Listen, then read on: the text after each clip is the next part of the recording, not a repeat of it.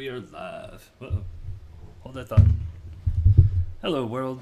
Welcome to the Pernicious Chronicles, episode 18 of the Destiny campaign, to which I've dubbed The Meeting. And what does the meeting mean? You'll find out soon enough. Maybe, if we can get started here. Because, as it stands, I am going to get my guys unmuted here. So, as it stands, it's Graham and Randy. Hello. Reed, we know, is normally late. Jess sent me a message saying she was running behind, and I have not heard anything from Kim, which is... Oh my god, what is that noise? Probably me. What are you doing? Food. All right. So, while we wait for everyone, everybody's enjoying their dinner, because I know it's always dinner time whenever we log on here. Except for Graham. Graham, there's no way it's dinner time for you. No, it's more. I'm going to be playing D&D for 3 hours snack time. Fair enough. I'm going to try to move your camera up a little bit.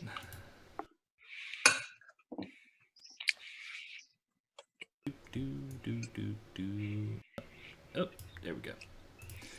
Better.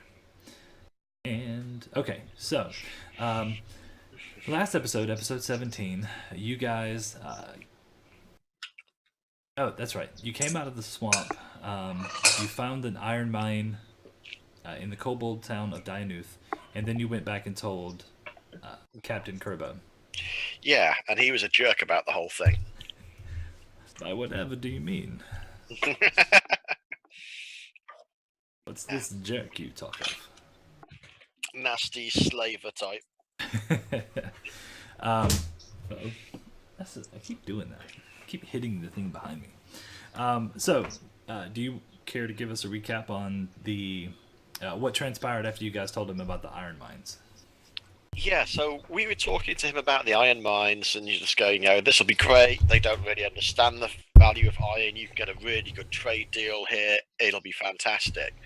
And instead of going, they decided that what they were going to do was to invade and force the kobolds to all work in the mines.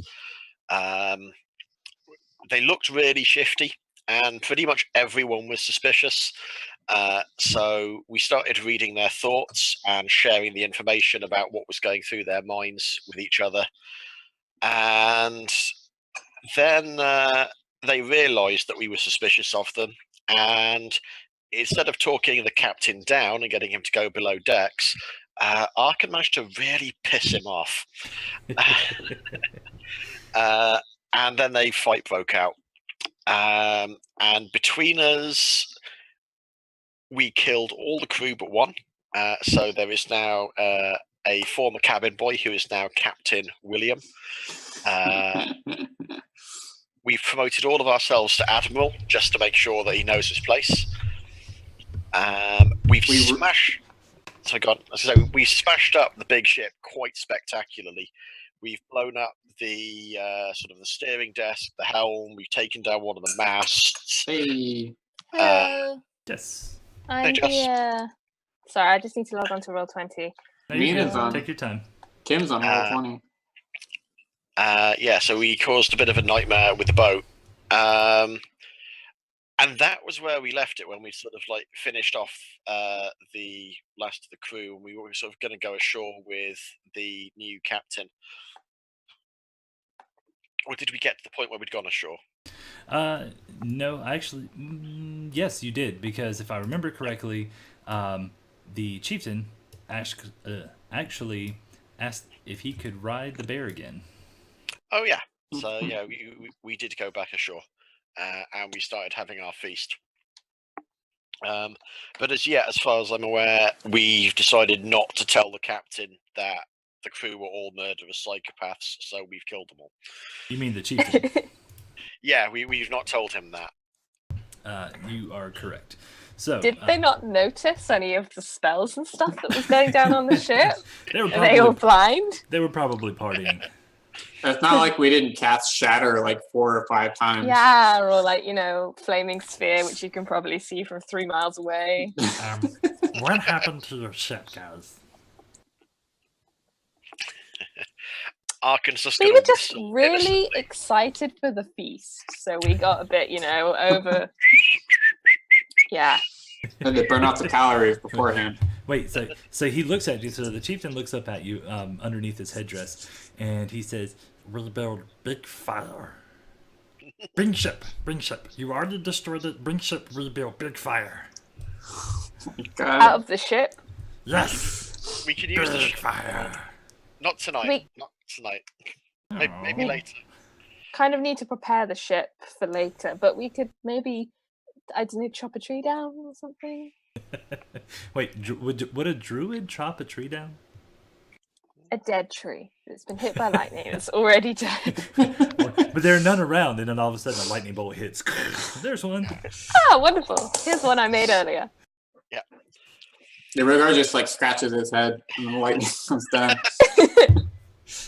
Yeah, just if I was 1 level higher, I could cast Cool Lightning, but maybe not right now.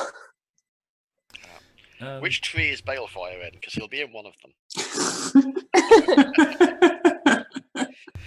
I'm going to check Discord real quick and see where Kim is. She, like you said, she logged into Roll20, so... Yeah, she's not on Discord. Maybe she's having internet connectivity issues with Discord. That is a possibility. Yeah, because my Hey, internet now she's is online. awful, and I have to restart my computer all the time, which is what happened a minute ago. No worries. Just getting caught up myself. All right. So, actually, while we wait, you guys had the ability. We can say that you've already gone through the feast. You had a great night, and you have sort of like a free reign to gather any kind of supplies or whatever you want to do, any kind of negotiating. Because if you remember correctly, you don't have a crew currently. Mm-hmm. Right. Yeah. So maybe Who's got the best charisma? Well, that would be Arkin. Okay. Do we want to have a crew of kobolds? It's a crew of kobolds or a crew of us, so I'm not sure we have much choice in this. Yeah, and I mean, they're not untrustworthy exactly. And we saved like someone, and they seem to like us. And the chief likes the fact that I can turn into a bear. So like, right. I mean, they like I think us. they're pretty friendly. I mean, we can promise them. I mean, do you think they care about adventure or honor? We can ask the chieftain. I mean, they must have some kind of competitive spirit. They like playing club and ball. So right. They like shiny things. Well, but we should come up with how are we going to sell this? Are we going to sell this as an adventure? We're going to sell this as a way to get shiny things. Why not? We're going to sell this as a way to gain honor and glory. Mm-hmm. Kobolds like fun. Mm-hmm. The ship is fun. Yeah, I forgot the captain. Not the captain. He was right there. Can I drive? Sure. Yep. Yeah.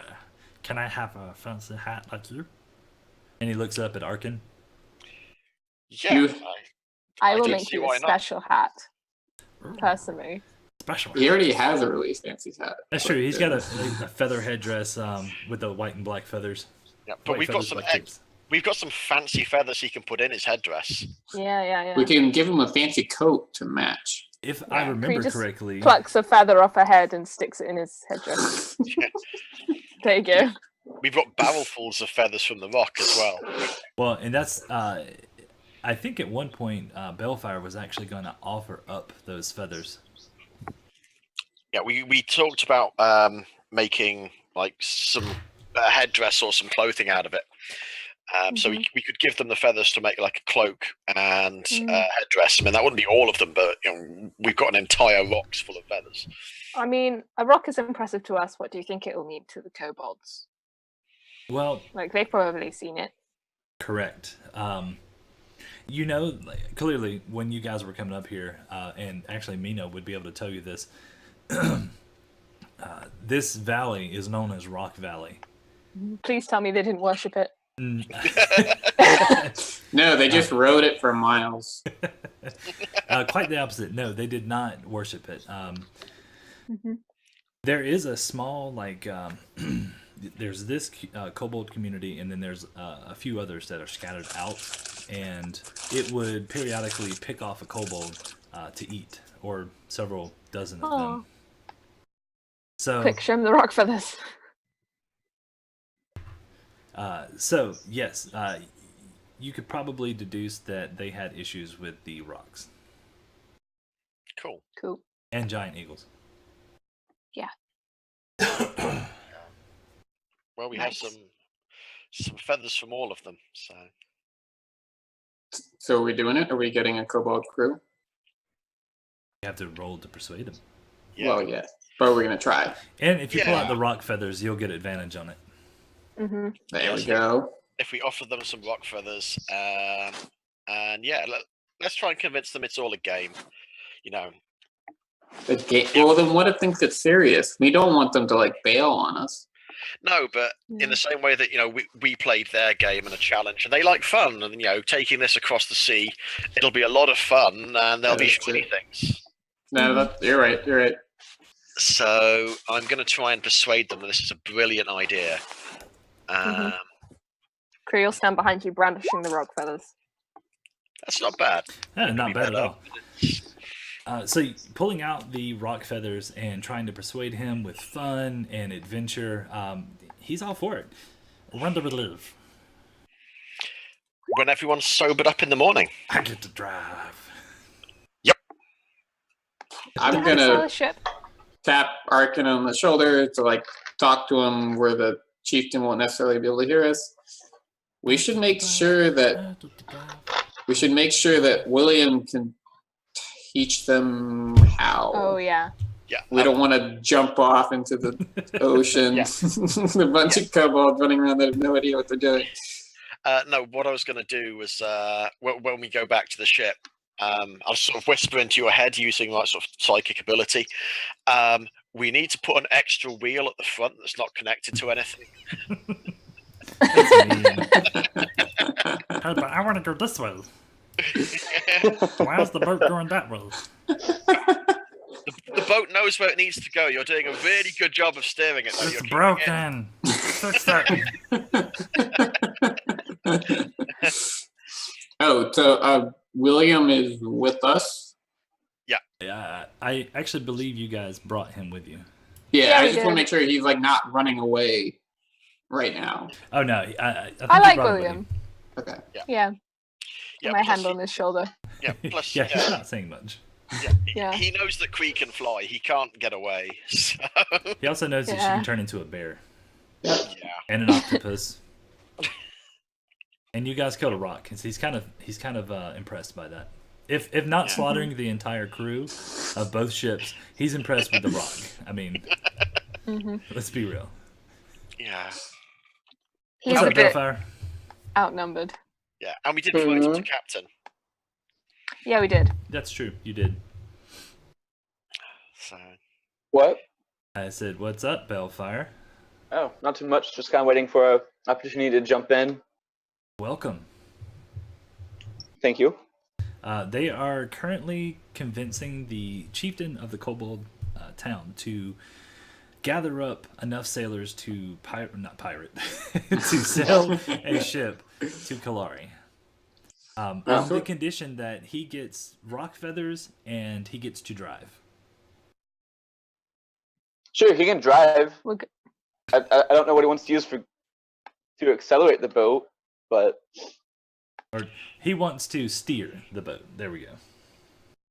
ah, I mean, I was thinking we could use the smaller boat that still has sails and a helm. Yes. so And I don't think there's much of I a mean- choice. did we specify the boat? I mean, we can just tie a rope to one of the rowboats and put him in it with a little wheel, and he can just be back behind the main boat, going back and forth, steering it left and right behind the boat. Ah, I love how our minds go on very similar lines. I was just thinking we should put a fake wheel at the front so we can play with it all he wants. So he looks at Bellfire and he says, can I have more feathers? I have idea. How many many more do you feathers? have? Well, you only gave him like enough for a headdress, but he wants them all. I mean, how like useful are these feathers? Like, I mean, essentially, they're non-magical. The only thing you would be able to get out of them is maybe the ability to fashion like a cloak or something. oh, I don't need a cloak of feathers. I mean, Balefire I basically was am a planning cloak on of doing. feathers. Because you're not going to stand out with a rock feather cloak or anything. Yeah. I'm trying to be stealthy. I Here's was a colorful probably gonna keep it cloak. when we go to new towns to impress people. Like, keep it on standby, and then when we go to a new town to meet new people, put it on and be like, behold. They might try to kill you for it, just so you know. They can try. Oh, really? Yes. Is that a Yes, they challenge? Yes. I can. Is Kim here? Did she hear Yeah, me? Did you hear? She here? maybe. Come here. Hi. I feel like Hello. I'm late. It's quite okay. You're here now. What time were we supposed to be here? 6:30? Oh, I thought it was 7. No, you're good. Oops. You are perfectly fine. The other campaign is at 7. Oh, okay. But you're perfectly fine. All they were doing was negotiating with Rock Feather's conditions of getting a kobold crew for the ships, and I believe so far that's it. Okay. Do you know that we killed all the crew? Because we sort of did that. Yeah, I think I saw Mhm. that at the end of the last one. Okay, just checking. We'll probably need to take certainly some wool on board, if not some sheep, so that we've got warm clothes, because it's going to get a bit cold, and lamb is Yeah. tasty. So Roll a quick d20 for me. We'll have no Okay. lamb here. We'll have sheep. well, mutton will do, but And aren't they the 16. same thing? lambs are usually young, mutton is older and kind of tougher and not quite as nice. Right, Yeah. but a lamb is a baby sheep. Yeah. Wait. Never mind. I'm thinking llama. Oh, I gosh. was like, if they have sheep, I'm sure they have at least one lamb. Yeah, I mean, I guess that's even. There must be a field of lambs somewhere. But... I'm Yeah. sorry. It's been a day from hell for me at work. It was crazy, but my brain is fried, so I apologize for any of that. With that being said, actually, a random scroll has just been redeemed, and somebody was trying to redeem a nat 20 for Randy. Hey, The scroll is actually going to go to Balefire. Ooh, yay, thank you. If you want to, real quick, roll that beautiful bean footage. The what? Hold on. First, roll a d4. Marie, if you want to give Randy the natural 20, I think you've got to put the exclamation mark at the start of the command, otherwise it won't work. Alright. 2. Okay, roll a... Wrong paper. Roll a 1d100 for me. 35. Interesting. It is a first level scroll of Goodberry. Oh, that's Good berry is useful. heals you 1 health and gives you all the food you need for a day, right? Mm-hmm. 10 times. So that's actually, yes, like she Yeah. said, that's very useful. Gives you 5. Cool. I think it's 5 or 6. Probably 5. So, Only okay, the way to look this up. good deal. It should be on the compendium, actually. Yeah. All right. Scroll of good berry. Yes. It's in the 10 compendium. berries. 10. It says up to 10 berries appear in your hand or an infusive magic for the duration. A creature can use its action to eat one berry. Eating a berry restores 1 hit point, and the berry provides enough nourishment to sustain a creature for 1 day. The berries lose their potency if they've not been consumed within 24 hours of casting the spell. Oh, There cool. you go. By the way, my attacks work now for whatever reason. Yeah, they reverted back. They went back and changed some stuff on the character sheets because I noticed that there's a disclaimer above the spells that says, basically it says if you haven't converted, they'll be changing the format of the sheet soon, so change it over. So for some reason or another, they went back to the original one, and then they're going to go back to the I'm new going one. to see if my spells work. Oh god, it's probably not Interesting. going to work again. I spent most of the time after last session fixing it all. I know it's weird why it did that, but it is what it is.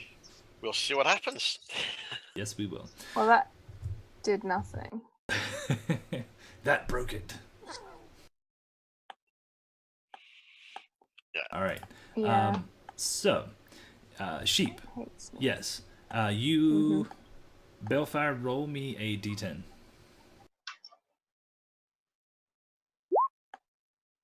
Three. Do you give him all the feathers? So yes. Yes. He gives you 6 sheep. Okay, that worked. Woo! 6 what? Sheep. Hey. Thank you. Are most welcome. Thank you for the feathers. You're most welcome. Then he hurriedly alongs and takes them somewhere. So where's the feast being held? We actually already just kind of went through the whole feast thing. We can say okay. that it's ongoing right now. It's when kobolds feast, they feast. It's not like an hour or two. It's like a 3-day event. Mm. Cool. So the feast is going on. Yes, Balefire. I need to roll my HP, right? Yes, you do. Real quick. So is that just a hit dice, right? Or Sorry. Yes, I was actually trying to think of something else. I'm looking for. We're trying to get Marie to use the redeem part right. So you have to hit exclamation redeem and then the item. So That should be right. oh wow, re-roll a 1. reroll 1. Okay, Yeah. Anytime you level up and you do new hit points, you re-roll 1s. there we go. I like that way better. We leveled up. Balefire did. Oh, okay. I got excited. Depending on how this tonight goes, you guys should be leveling up soon. Hey. Yeah. Sweet. Marie, try it without typing Randy's name on it, so just use the command, otherwise you might confuse it. You have to hit redeem actually. If you go to You should be able to just use the exclamation mark and the give him a nat 20 bit. But if you put Randy on the end of it, it might confuse it because it's a bit fussy. Thank you for going through the effort. Is it Marie? It is. Yeah. Okay. Thanks, Marie. If you go to the website, it also tells you how to do it. But I'm gonna put 2 exclamation points, so that's what she would need to do. Yeah. Without the first, it's just 1 exclamation. And thank you, Jacob, for the scroll. A good berry. All right, so you have 6 sheep. You gave him all the feathers. Is there? What else do you guys want to look for? I know you said wool, like for blankets and stuff. Yeah, I mean, ideally blankets that have already been made, but They would have a couple of hide blankets, like deer hide or whatever, like moose hide or something like that. So Moose. it's a little bit bigger. So yes, you are more than welcome to look for those if you want. If you want to give me a nat 20, if you want to roll a d20. okay. What is Mina doing during all of this? I win. And I got a 19, so. I'm not sure. And unfortunately, odds mean that no one wants to part with their blankets. Oh. Yeah, it's Bad the times. yes/no. What is Mina doing? I'm not sure. You're not sure. Last we left off, she ran off to go look at her mushrooms. Okay. I think you're right. Yeah, and then Marie ran her into the woods and then left. Oh. Well, I should probably come back. Yeah, you smelled the aroma and the blubbering fruit. You Okay. have it. Yeah, you love that stuff. Yeah. I actually put a description on the website. Good deal. Booze fruit. Yeah, booze fruit. Fair enough. Okay. Well, I guess I'll come back. All right, so you come back into town. You do manage to find some different types of mushrooms and plant life out there that you can use to experiment with while you're on the ship. Cool. You actually have a mobile apothecary kit, right? No, I think what I had was at the house because it's really hard to carry. Gotcha. I'm gonna say you have a mobile kit. Okay. And here's why. Episode 1 of the Destiny campaign, they were at Violet's house, Violet being Michael. There was a mobile kit for that, and somebody took it. And I think it was Tilly. And if Tilly gave his stuff to Bellfire, then Bellfire can give it to you. Cool. Well, yeah. You have it. Thank you. Awesome. If she wasn't reclusive before, she will be now. With Yeah, that being Bellfire said- gives it to you, and he says, "Make me something fun?" ? Give me a quick D20, Mina. Okay.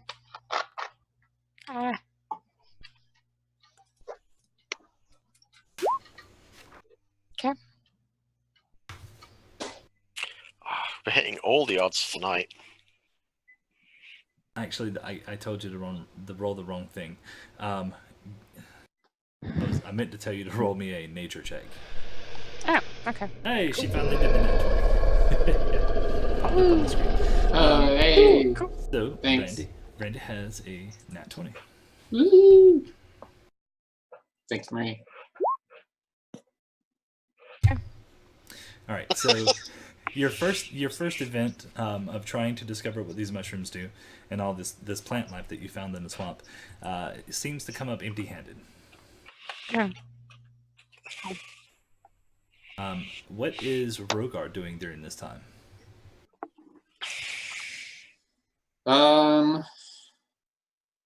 Sort of not being in the center of the crowd. I'll maybe talk to a couple of kobolds, but I definitely stay towards the edge of the feast, and I'm pretty quiet, kind of reflecting on stuff.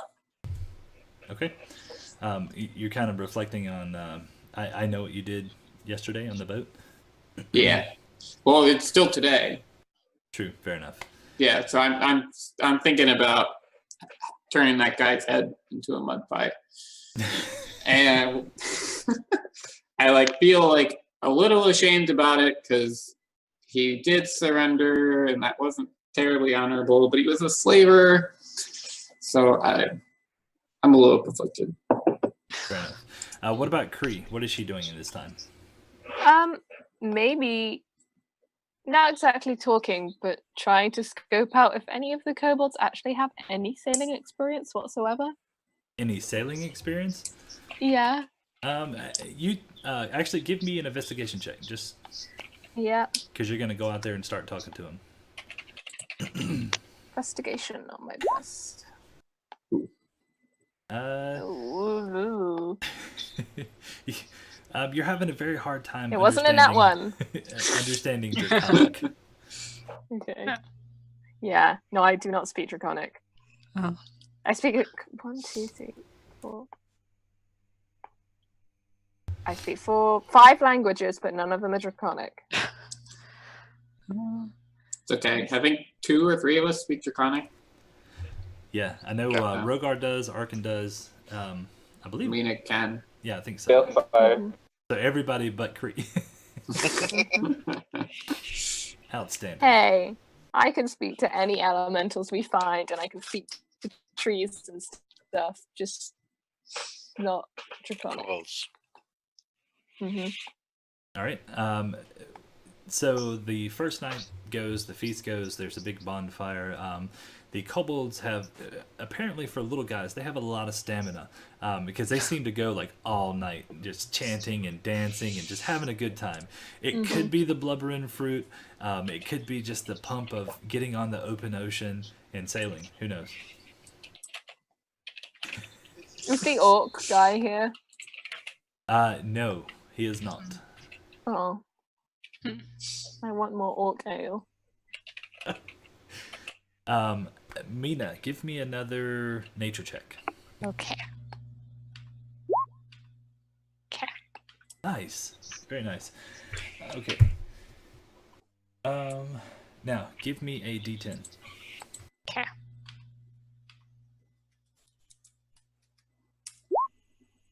Okay. Cool. All right.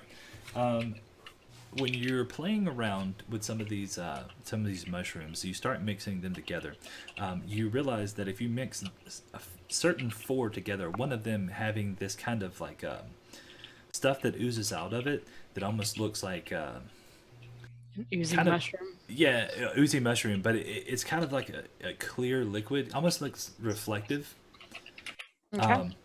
And when you mix that and you put the dosage in correctly, you played around with it a little bit, it seems to make a potion of invisibility. Ooh. Okay, how many of these oozing mushrooms do I have? You only found the one, and you've used up all of it to make the one potion, to doing all your experiments and stuff. And it's dark outside, so I probably shouldn't go search for more. But Okay. let's be honest, you're Mina, and Mina doesn't care about the darkness. You're right, she has dark vision. Yep. You might care about the big shouty things, though. Big shouty things. Yeah, they're unpleasant. Yeah. Well, I'm going to write down my recipe and then go excitedly tell somebody, whoever I find first. Probably it would be Kree, because Kree's kind of feeling alone right now. Okay, well, I'm Just going to like, go "No find one will Kree speak to me." and be chatty about plants. And sorry. Yeah, no, we have a lot to bond over. I mean, druid, and do you like mushrooms? That Not just has a link. It's not just mushrooms. Yeah, I know. So cool.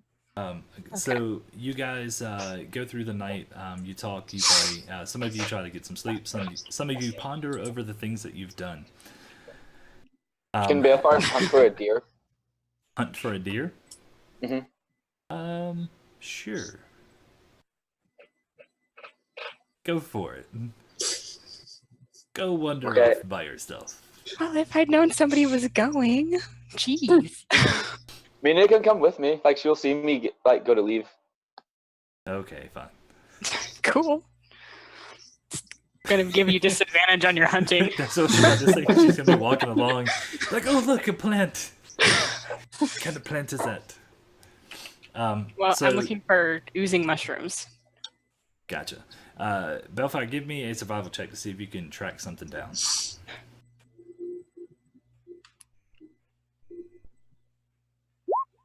And do I get an advantage on this? I think you get disadvantage. Yeah, with Mina stomping around, you would get disadvantage.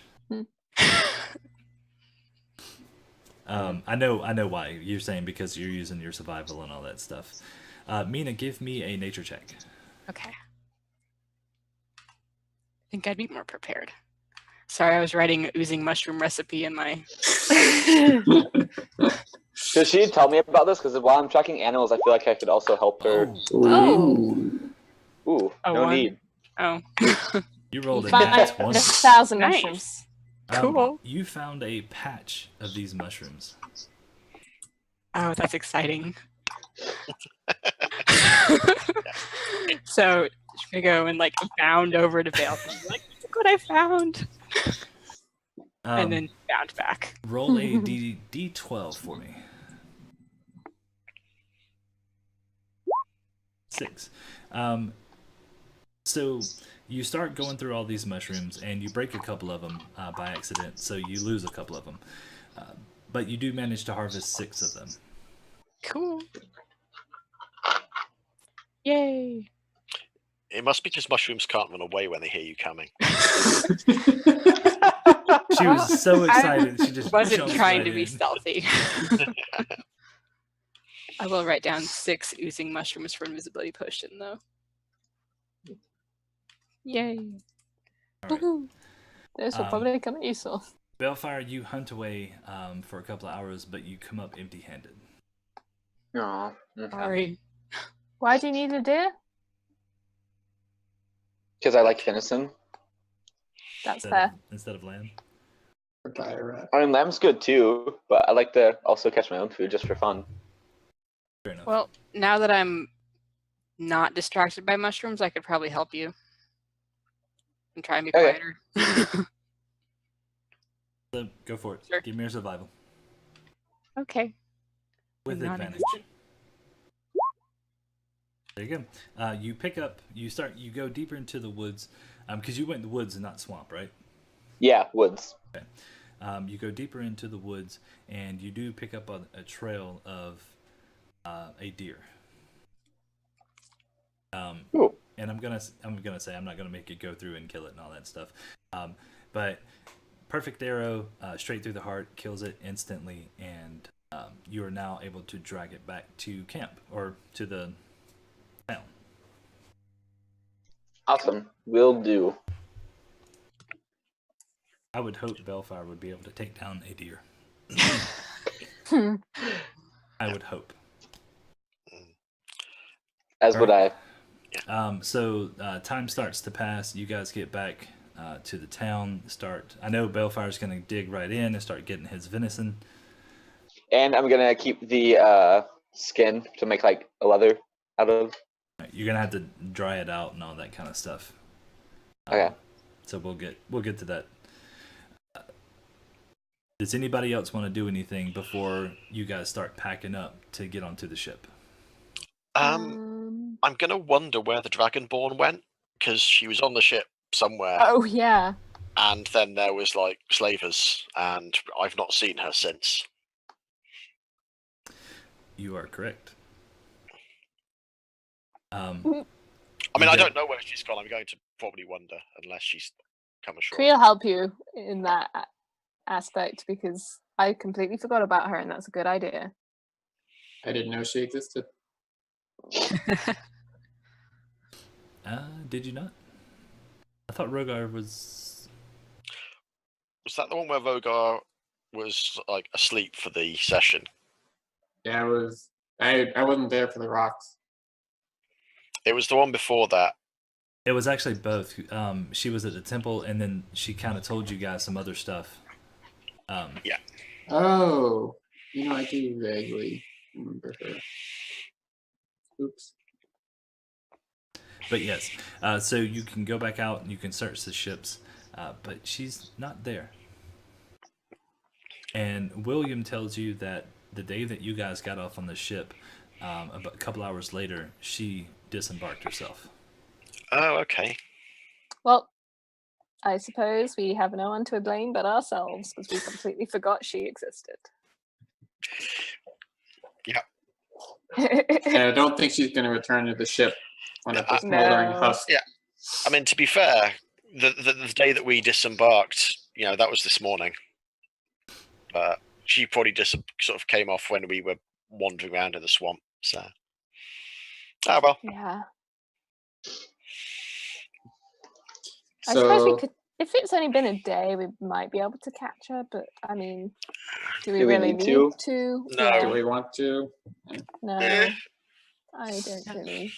So, are we going to sleep Yes. before we get on the ship? Yeah. Rest would be a really good idea, actually. Yeah. And we're stuck with food. Yeah. And I mean, we did suffer some wounds from the fight. yeah. Yeah. I mean, we left the ships anchored, so they should be fine where they are. It'd probably be sensible to sleep ashore where there's like fire and warmth and food, and other people to take lookout duty. Do we need to threaten William again? I don't think so. Okay. I mean, I don't want him to like run off in the middle of the night and screw us over. So let's be honest here with one another. Mm-hmm. This guy just saw you slaughter his entire crew. That's true. He's in an area that he has no idea where he is. He's probably gonna be staying by your side. Okay. I mean, he's chill. Bad for him. Give him a mushroom. I wouldn't feel too bad for him. He was trying to like enslave the entire village, so. Oh. Well, no, he's like 17 years old. He's like super young. He probably got roped into it. Oh yeah, certainly. But he was on the deck with a cutlass, and he only didn't get set on fire because everyone else died first. So it's Oh man. He's got time for redemption. That's all I'm saying. Okay. Or Yes. time to die. Give him a mushroom. Yep, he gets an edible one. I have an edible one. Then I I'll have an take that. edible one that's also poisonous. That's No. that's two different things. Yeah, that's the opposite of edible. I mean, it's edible. You can definitely eat it. No. I see what you're doing, Bellfire. Speaking of those Changing his mushrooms, alignment. can I like cover an arrow in them to make poison arrows? I think that's why I gave them to you. You can. Yeah, I attempt think to. that's. Yeah, I would like to do that. I think I See how it believe I have works. 3 of them. Nope, I have 2 pink poison mushrooms. You can most certainly attempt to. I would very much like to do that. Okay. I'm actually gonna get you to give me a survival check. Survival. Poison yourself. That's the goal. 18. All right. So the first one is a success. Okay, so 1 mushroom is only 1 poison arrow? Yep. Or, okay. Cool, I have a poison arrow. I've just got this image of Balefire sticking the mushrooms on the end, a bit like marshmallows to be toasted. Just imagining Honestly, that's an kinda what I arrow was thinking, flying and I and shoot just people, and smacking like- someone in the face. I just imagine me like doing that and then shooting someone in the arrow, like hitting them in the mushrooms, just like sitting on the outside, slowly soaking into their bloodstream. Here, so I suppose I need to give you 1 more for Yes, the sir. second one. Oh. Mm. Oh no. Oh, there it is. Am I gonna need to save your life here? You don't see him when he does this. He's kind of gone off. He's kind of gone off by himself when he does this, and he I gets thought I the was first still with one. Mina. He's not near me because I would be very interested in seeing this. She's like, thought we writing were down not gonna the- help her. I am when writing it stuck in my with book pink as he's mushroom doing this. Poison. I thought Mina and I were together. Okay, Because so we had the deer and I had mushrooms and yeah. So you watch him do the first one, and he sticks it in, and he gets all the poison over his point. Taking notes in the book. He's very interestedly. happy, and he's very cocky with himself. So he does the second one, and when he goes to like stick the mushroom, he actually sticks the mushroom, then his hand. Oh. The arrow goes into his hand, and the poison starts to seep into his bloodstream. Give me a quick Constitution save. 16. All right. So at first you start to feel this burn, and it starts to move up your arm. Like you can feel it moving up your arm. And then it gets to about where your elbow is, and then it slowly dissipates, and it doesn't burn as much anymore. Do you need to cure wounds there, buddy? Yeah, I guess I'll cast Cure Wounds on myself. All right. You go to cast Cure Wounds on yourself. Give me another Constitution check. Oh. As soon as you go to cast Cure Wounds on yourself, it's almost like the the magic, the divine magic that you pulled, has amplified this poison. And all of a sudden, your arm goes limp, and your skin starts to boil up, like it's starting to blister. Give me another Constitution check. These were some terrifying mushrooms. I was gonna say, Taking notes very interestedly. I wish I had more mushrooms now. please don't get killed by a mushroom after we've killed rocks and defeated entire crews. You die because you poisoned yourself. So you saved on this Constitution check, and it starts, like, the burning sensation starts to go up closer and closer to your shoulder, and that's about where it stops. And your arm, it just feels like it's on fire. Like it was crawling up your arm, but now it stopped at your shoulder, and it just feels like it's your entire arm now. Okay, And- don't cast Cure Wounds again, because we don't want that reaching your heart. That would be bad. But you have no use of your arm whatsoever. You can't, like, you're trying to lift it, but it will not move, and it's just dangling there. And Mina can see that it's covered in blisters and boils from this poison. I think we need some bat guano. Yeah. Does anyone have like No, we cure definitely poison? need bat guano because I I- have some mushrooms for curing poison, but they need bat poo. I've got Lesser Restoration, which claims to cure poison, but it is I divine mean- magic, so Just I gonna don't point know. out, I can turn into a bat. I'll be like, I'm gonna be right back, and I go to run find Kree. Like, and Bellfire's like afraid to move. He like does not want to move. He's just he doesn't even want to look at his arm. He's just kind of like, oh god, please hurry up. And he's starting like sweats pouring down his face. Kree, I need bat guano. Okay. That's a weird request, but I can't say it's the first time someone's asked me, and I'll turn into a bat and give her what she needs. As well, I'm by myself. I remember the. Would the burning feel like an acid or like more of a poison? It just feels like your skin is on fire, like like your whole arm is on fire, like your blood. Hmm. So Well- Mina has bat guano. Cool. Well, I have a recipe with blue mushrooms, and I've got 9 blue mushrooms, and I've got bat guano, and it's actually poison resistance, but that's as close as I can get. I mean, if he suddenly becomes resistant to the poison in his body, that works, right? Hopefully, it's the best I got. So I'm gonna If, crush some if not- blue mushroom and bat guano together. And If you wanna not, cure- if I can cure it. Theoretically. if the magic doesn't feed it. yeah, Right. divine magic thing. Okay. So do I need to do a check to make some blue mushroom poison Yes. resistance? So you start mixing everything up. Give me a quick. Yeah, I always say quick check, but it's never a quick check. Not for Let's me. go for slow you. check. Let's go with a nature check. Okay. Cool. Okay, so you mix it together. You think you have the perfect proportions, and you can administer it. Here, drink this. Fire looks skeptically at Mina and then drinks it. Surprisingly, it tastes good. It kind of tastes like a Wow. apple juice. Let's go with apple juice.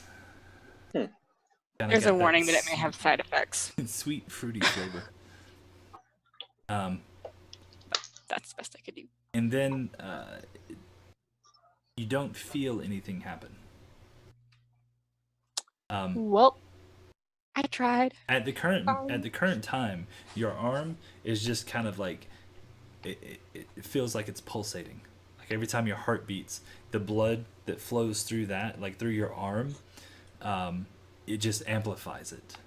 And at the current time, when you drank the potion, it didn't seem to affect it in any way. Well, that's puzzling. What the heck? With my good arm, I'm gonna pull out this blue bottle with a swirly, milky-looking texture in it that says acid resistance. Warning, required to make lots of friends. Oh God. And I'm gonna ask Mina to help me take the lid off and drink it. Is that one of the random potions that you found? Yeah, Wow. it was. Well, I take the lid off and I stand back and start writing in my book about your potion and what's about to happen. Sorry, you're an experiment at this point. You might as well put on a mask and look behind like a glass wall. Yep. That's where You you're. need a white coat. Be some interesting notes, you know. Pink mushrooms causes dead arms, burning, and random insanity. And The texture and what is it? I guess taste are a 26 and 45. No, I'm looking for the effect. oh God. Like, what's the? Give me the side effect number.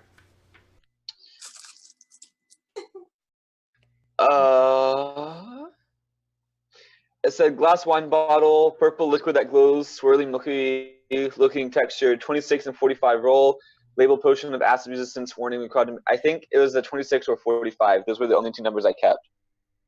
Because you told me to keep those numbers and to write everything else down as how it was.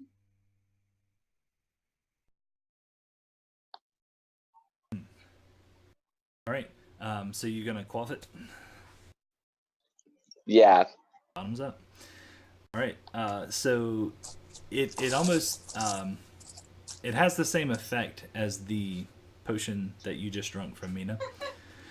Nothing happens to you, but you suddenly feel the urge to walk up to everyone and start a conversation with them, and you have this desire to make everyone your friend, no matter what.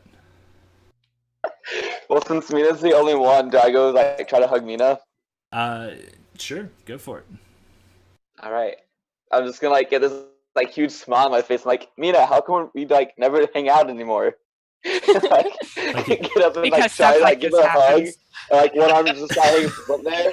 I was like shrug my shoulder and like what try like one arm hug her. I teleport away. Ouch. I guess do I make like a dexterity grapple check? No, she Oh, teleports. She just dissipates. Oh, she teleports. Okay. Yep. I'm gonna follow her. Yeah, I was gonna say now you feel like that because she's trying to get away from you. You have an even stronger urge to make her your friend. Where did she how far away did she teleport to? 20 feet. 20 feet. Okay, you're gonna do that, and then a second later, I'm gonna appear beside you as well, and try to hug you again. Mm. You appeared beside me? How'd you get here? And as you get a look of confusion, I just like put you in a hug. Yeah, I teleport again and be like, Kree! And run. So Mina starts running through the crowd of kobolds, yelling Kree's name. And you just see Balefire running with one hand swinging and the other one flopping. And he's like, please come back. I need a hug. What did you do? I didn't do this one, I don't think. Maybe it's the drug interaction, I'm not sure. Can I see this? You do catch the commotion, yes. Can I try and pick up like a stick or one of the club and ball sticks or something with mage hand and just put it in front of Balefire? You most certainly can. I'm just trying to hug Mina. Yep. So he's running along, and he trips over it, falls face first, and he's now currently laying on the ground. Wait, can I make like a dex save? No, you're so focused with looking, like going after Mina, you don't even see it. Yeah, but where is it? Can I cast Calm Emotions? Yes, you can. I will That's allow the it. plan. Yay. Okay, you must make a Charisma saving throw. Charisma. Charisma. Get a beat of 14. You want to fail it.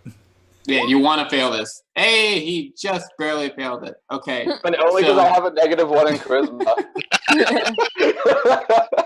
Hey, Okay, that works. is he frightened or charmed? Is he charmed? It's more of like a suggestion, but he does start to calm down, and the effects of the friend is worn off. So Wait, he starts to come, like he takes a deep breath, starts to unwind, as it were. and then he sees Rogar, and this like smile starts to like flicker on his face. Like, buddy! Slowly step away. And he just starts yelling, Ethrin, I've missed you. Ethrin, where have you been? Oh, that's so sad. As he's still coming down from his delusion, he just sees Ethrin in his mind. Valid point. Yeah.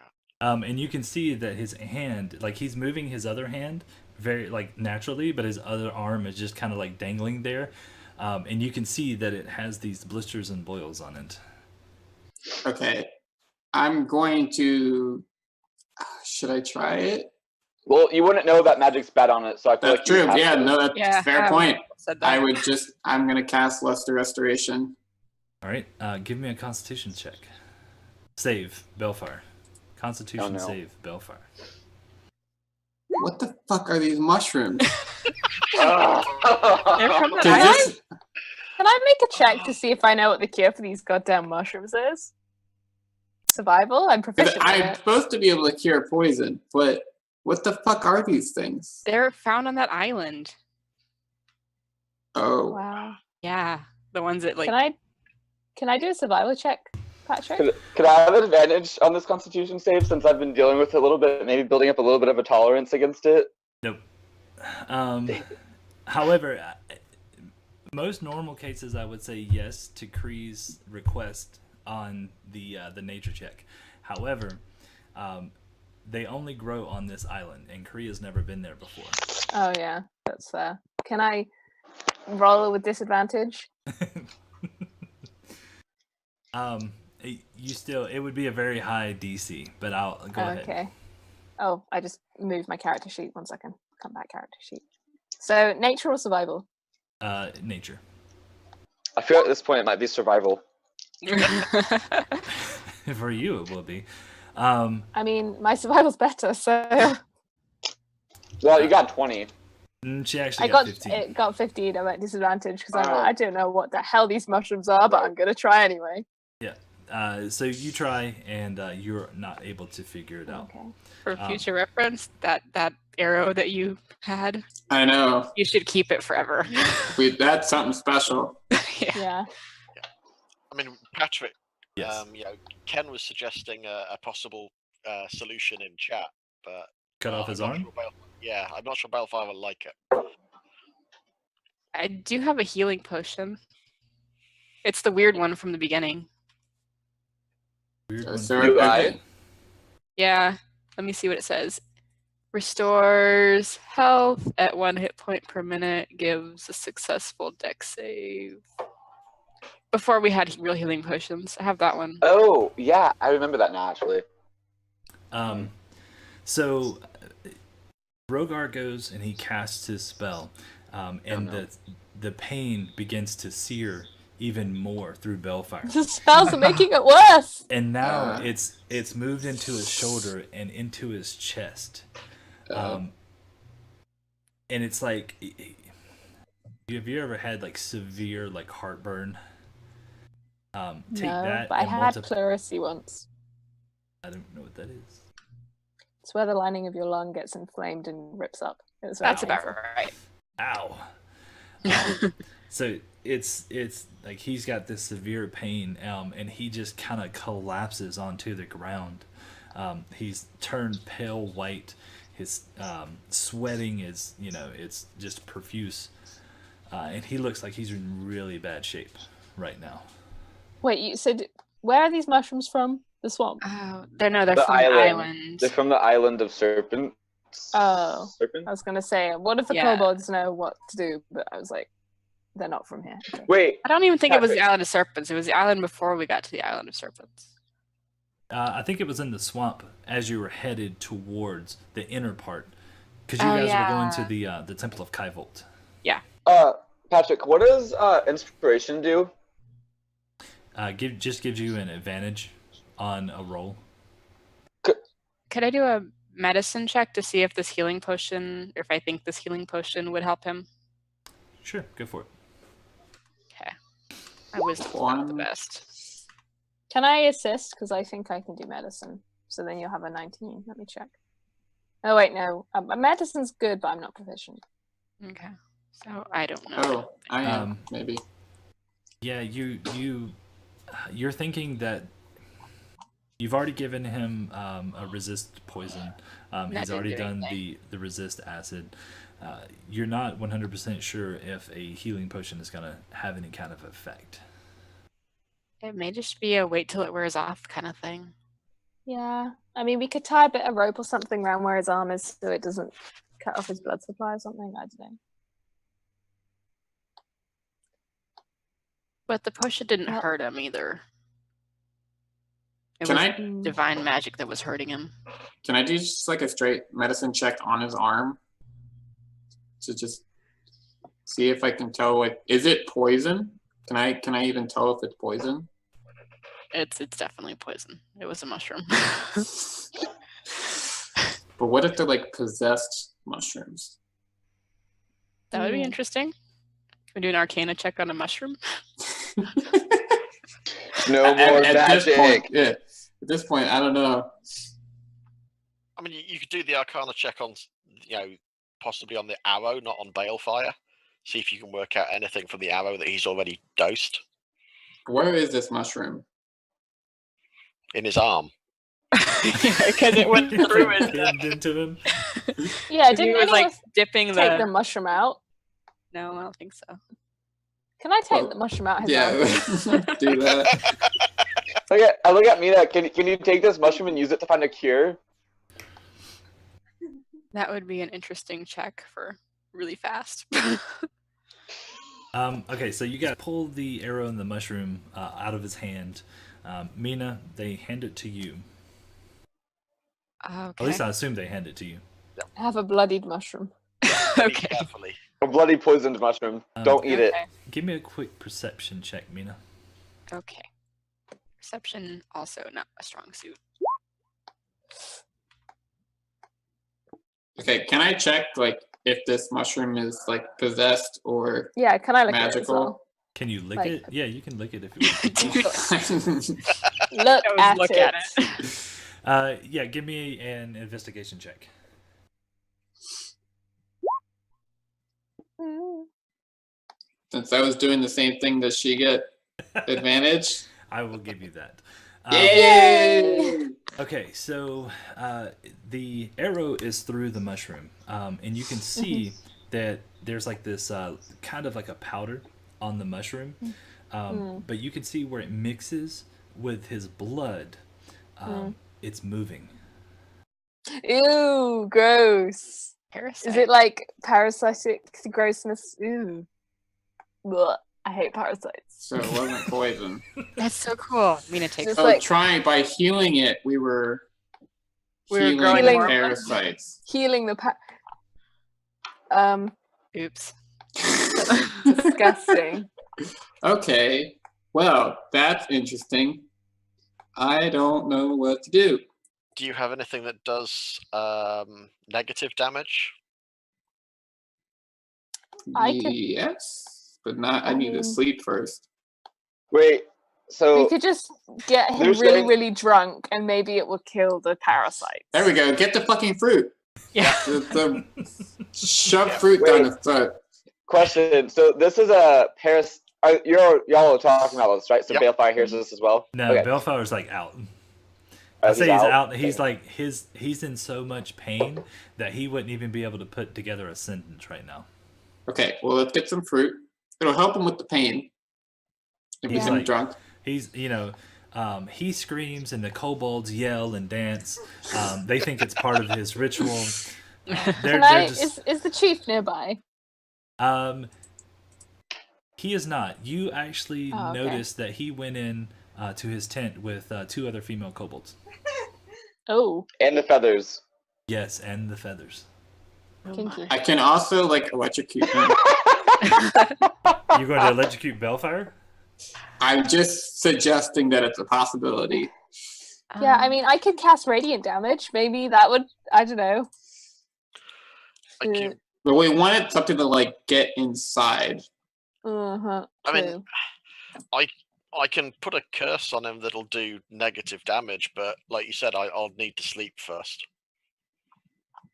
I have 1 first level spell slot. Actually, I don't need to sleep first. I just need to spend about an hour having a rest. Yeah, me too.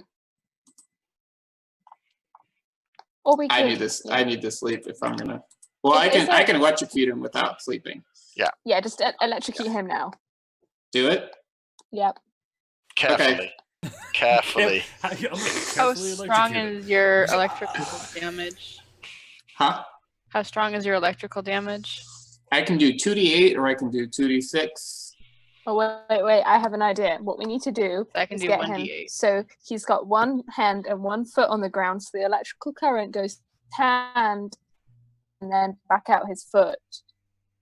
So then it doesn't go through his chest. So it just sort of goes down the side. Except it's in his chest. Hmm. Well, that's a great place to freeze. Let's not use the electric. Besides, would Kree know that? Know what? About grounding. She's probably played around with Well, enough see why electricity. not. Okay. And she's around like storms all the time when because she lives on the coast. Sorry, I True. cut out. I didn't hear whatever just happened. Oh, they were just asking if Kree would know about grounding from electricity, but we were talking about you living Oh. around the coast and all that stuff. Yeah, is the curious kind of semi-intellectual blacksmith kobold kicking around anywhere? At the party. I'm going to go and find her and ask her if she or anyone else in the village knows how to deal with like parasites or infections. All right. The kobolds probably have a doctor somewhere. Keep an eye out for like the village Yeah. old woman. Shaman? that cures Are we things. going to electrocute him? No.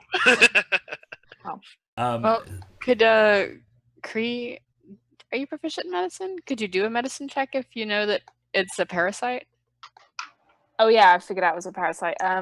Yeah. I'll tell do that. everyone it's a parasite, and I'm not proficient in medicine, but I do have a +5 in medicine. We could see if Not we proficient. know something that would be. Yeah, I'll help her with Yeah. that one. Okay, cool.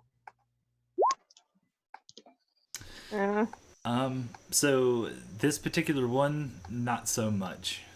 Mm. You kind of study the wounds and everything and the way that it's growing, and It's disgusting. she almost loses her dinner. Okay, so Arkin Yeah, goes Kree's too through- grossed out to do anything. You have this owl-looking Aarakocra. It's like, oh my god, no, I can't do it. I can't do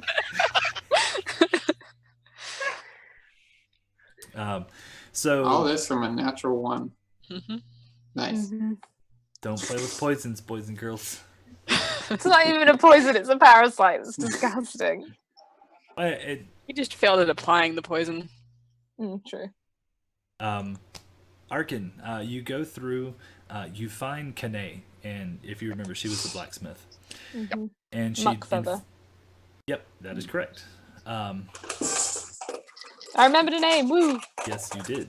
Congratulations. I like that.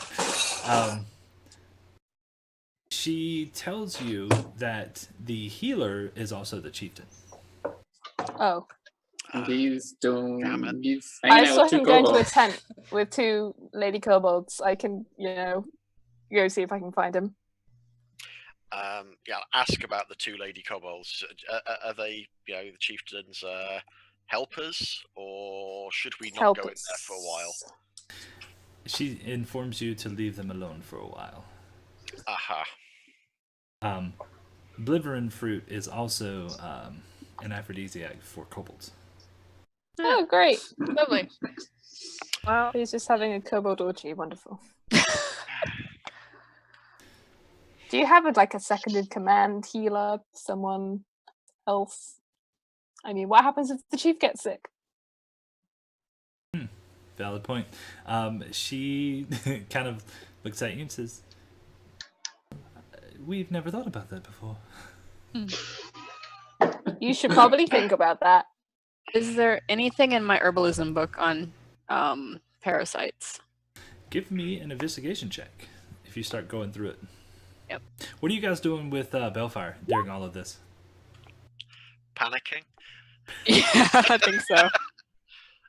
He's starting to have like a seizure.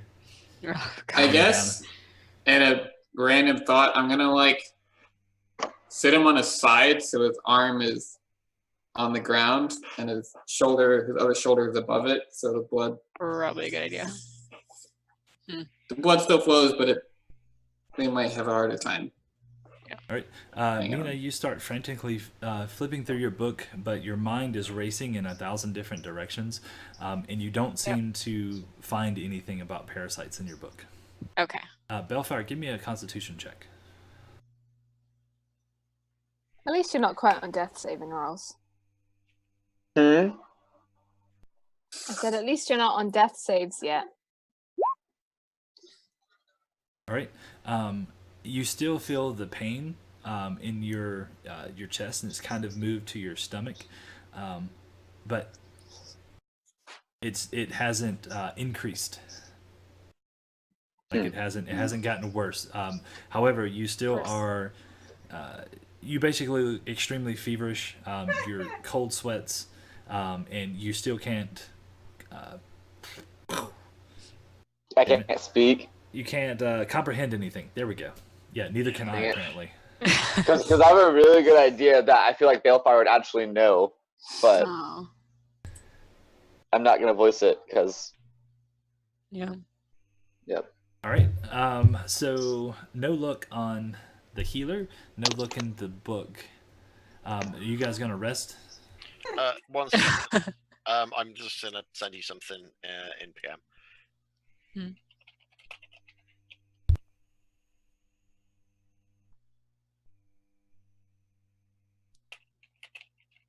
Doop, doop, doop, doop, doop. I'm going to get a little stick of fire and just sort of hold it under his infected arm. Not close enough to burn him, but close enough so that his arm starts to heat up. Okay.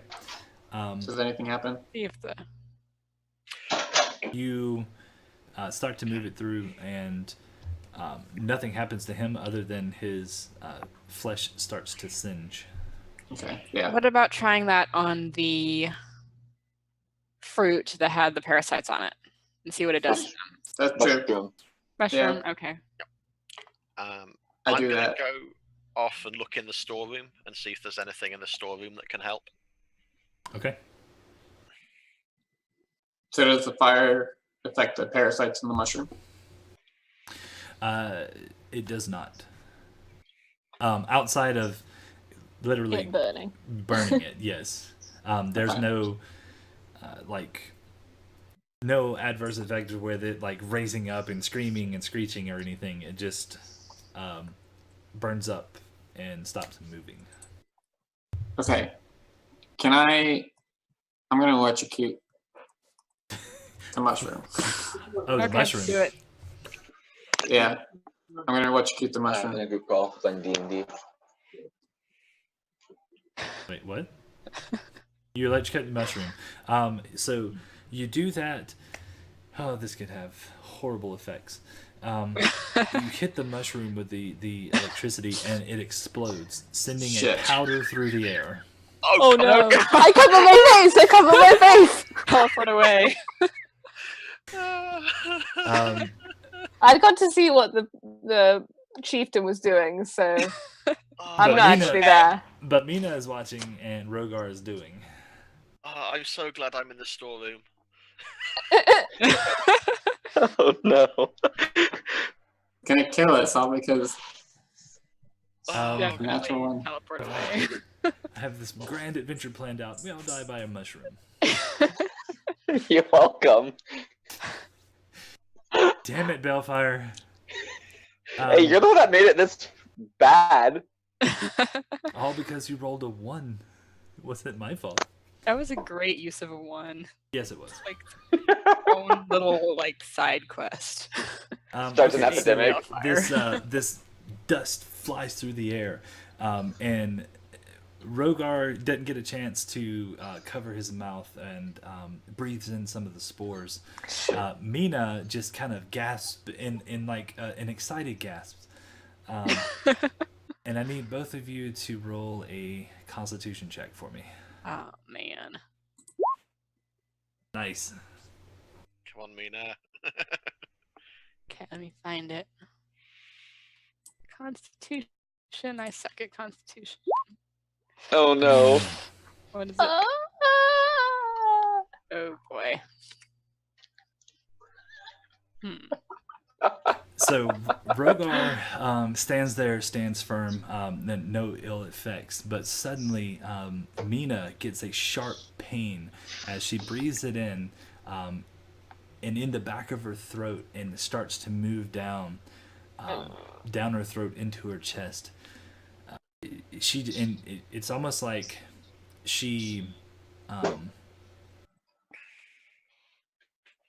She almost starts seizing immediately from it. These boils start to form up around her neck and start to move down to her chest. It's like that one episode of X-Files.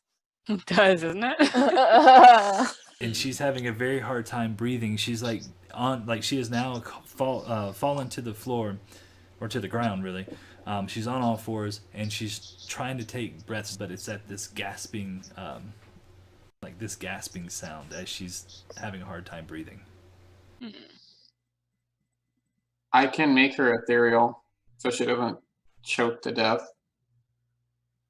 That might help. That might work against the parasites too. Yeah, they might infect just something like... that's. What were you gonna do?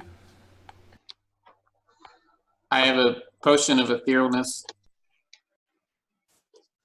Might make Yes. them ethereal though too. Right. No, I don't know. Do it. Sure. Do it? Okay. Yeah. All right. Give her a potion of etherealness. She's you're gonna have to basically like turn her over and kind of force it down. Yeah. Now, how long does this potion last? Did I give you that information? Yeah, I think it's an hour. Yeah, 1 hour. Okay. So essentially, it turns her into a ghost, if I remember correctly. So Basically. you start you give her this potion, and she almost turns spectral in appearance, and she's no longer breathing, but she's not having difficulty breathing, and she starts to stand up. And you look, Mina, you look out at your hands, and you can see through your hands. You have this kind of eerie, damn it, what's the word I'm looking for? Translution to you. Cool. That was a potion. I gotta write that down and learn it later. Sweet. But distractions. Okay. Focus.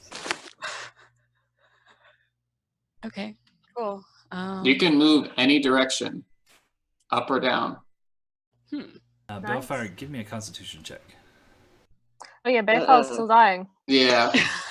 I didn't want Mina to choke to death, but we still got Bellfire to worry about. And I've only got one of those potions. I mean, Mina's probably the one best suited to actually saving Bellfire, so keeping her alive is probably a good idea. Not sure that that's true. All right. He's still going. Not necessarily. Uh-oh. So, as Mina does this, she's like inspecting her hands and everything. You hear Bellfire just let out a scream. Everybody turns to him, and then you see his stomach bust open. Oh, fucking gross, man. And you see this little dark creature fly out of him and take off running into the grass. I Don't put will it. fucking kill that thing with my lightning breath. Yeah. Oops, wrong button. Can we I attack it? genuinely feel kind of sick. So, I mean, that was basically Alien, what just happened. Yeah, Yes, but- it is. See, watching the film was fine. I didn't feel ill at all, but Bellfire, you take 18 points of explosion damage. What would that be? explosion. Um, Force damage? Painful damage. Okay. Facehugger you damage. currently and you're starting to bleed profusely out of your stomach. Killings! Is like the parasite out of my veins now, or? It's pretty much like it came through, grew through you, and then busted out and then took off. Okay, but do I get a chance to? Oh yeah, do your lightning breath. Do it. Uh, Do it. Do it. DC save. Let's see. and I want to use my channel divinity to maximize the damage. He's going to. He gets to roll a dex save against it. Right. Half damage. Come on over us. Let's see. 12 fails the save. It does. Good. So you let out this huge lightning breath. What's the channel divinity? How much extra does that add on to it? It maximizes the damage. Oh, so it's supposed to be a total of 12. Nice, good job. You hit it. It lets out this shriek. It's actually a low kind of shriek because it's small, and it just starts to like burn to a crisp and kind of curl up like a spider. And it's now a husk laying on the ground about 20 feet away from you. Ugh. I don't know if I can try a medicine check on Balefire being ethereal, but I'll try. It'll be fun. You can start pointing at Kree, but like, put your thumb there. Yeah. We'll see what happens. You can direct traffic. Okay. So and they I'm can trying to stop bleeding and all that jazz. Anybody want to jump in there? I'm so nervous about casting any spell. Yeah. This isn't casting Still spells. not It's Normally. taking I'll stopping help bleeding. with- I'll I mean, yeah, I'll help bandaging. Yeah. All right. So give me a medicine check. Nice. Is he getting assistance? I know Kree's kind of like looking over. Oh, you were helping too. You were pointing stuff out. Like, no, put it there. Natural You 20. take a bunch of clothing and stuff, whatever you could find around you, leaves and stuff, and start packing him full of stuff to stop the bleeding. And you point where he stabilizes. Okay, so we got like 15 minutes to figure out what this thing is in case it's still inside Mina. Yeah. Mm-hmm. Okay, so Can what I- is this? Do Okay. a check to see if I know what this gross little beast is. You're gonna walk over there to it. I'll just stay a good like 2-3 feet away, but I'll have a look. All right. Oh. Give me a quick nature check. 19's good. So it's some kind of parasite, clearly, but it has 6 legs and coming off like a little body, kind of like a inverted maw. Teeth, like it's like its mouth is vertical instead of horizontal. And it looks like it. Ew. Your headphones? It looks like it had. Clearly, it's a baby, but it ate its way out of. That's disgusting. And now it's currently like burnt to a crisp, so it's almost like a husk of itself. Yeah, can do I think there'd be more than one, or is it kind of a one thing kind of deal? It was a one and done. Okay, cool. That's good. We're getting Mm-hmm. Can you? survive Is there any way we? exist. Is it like like weak to water or something, or is it just inevitably gonna happen? If it's still in here, maybe the etherealness. Mhm. What if I teleport while ethereal?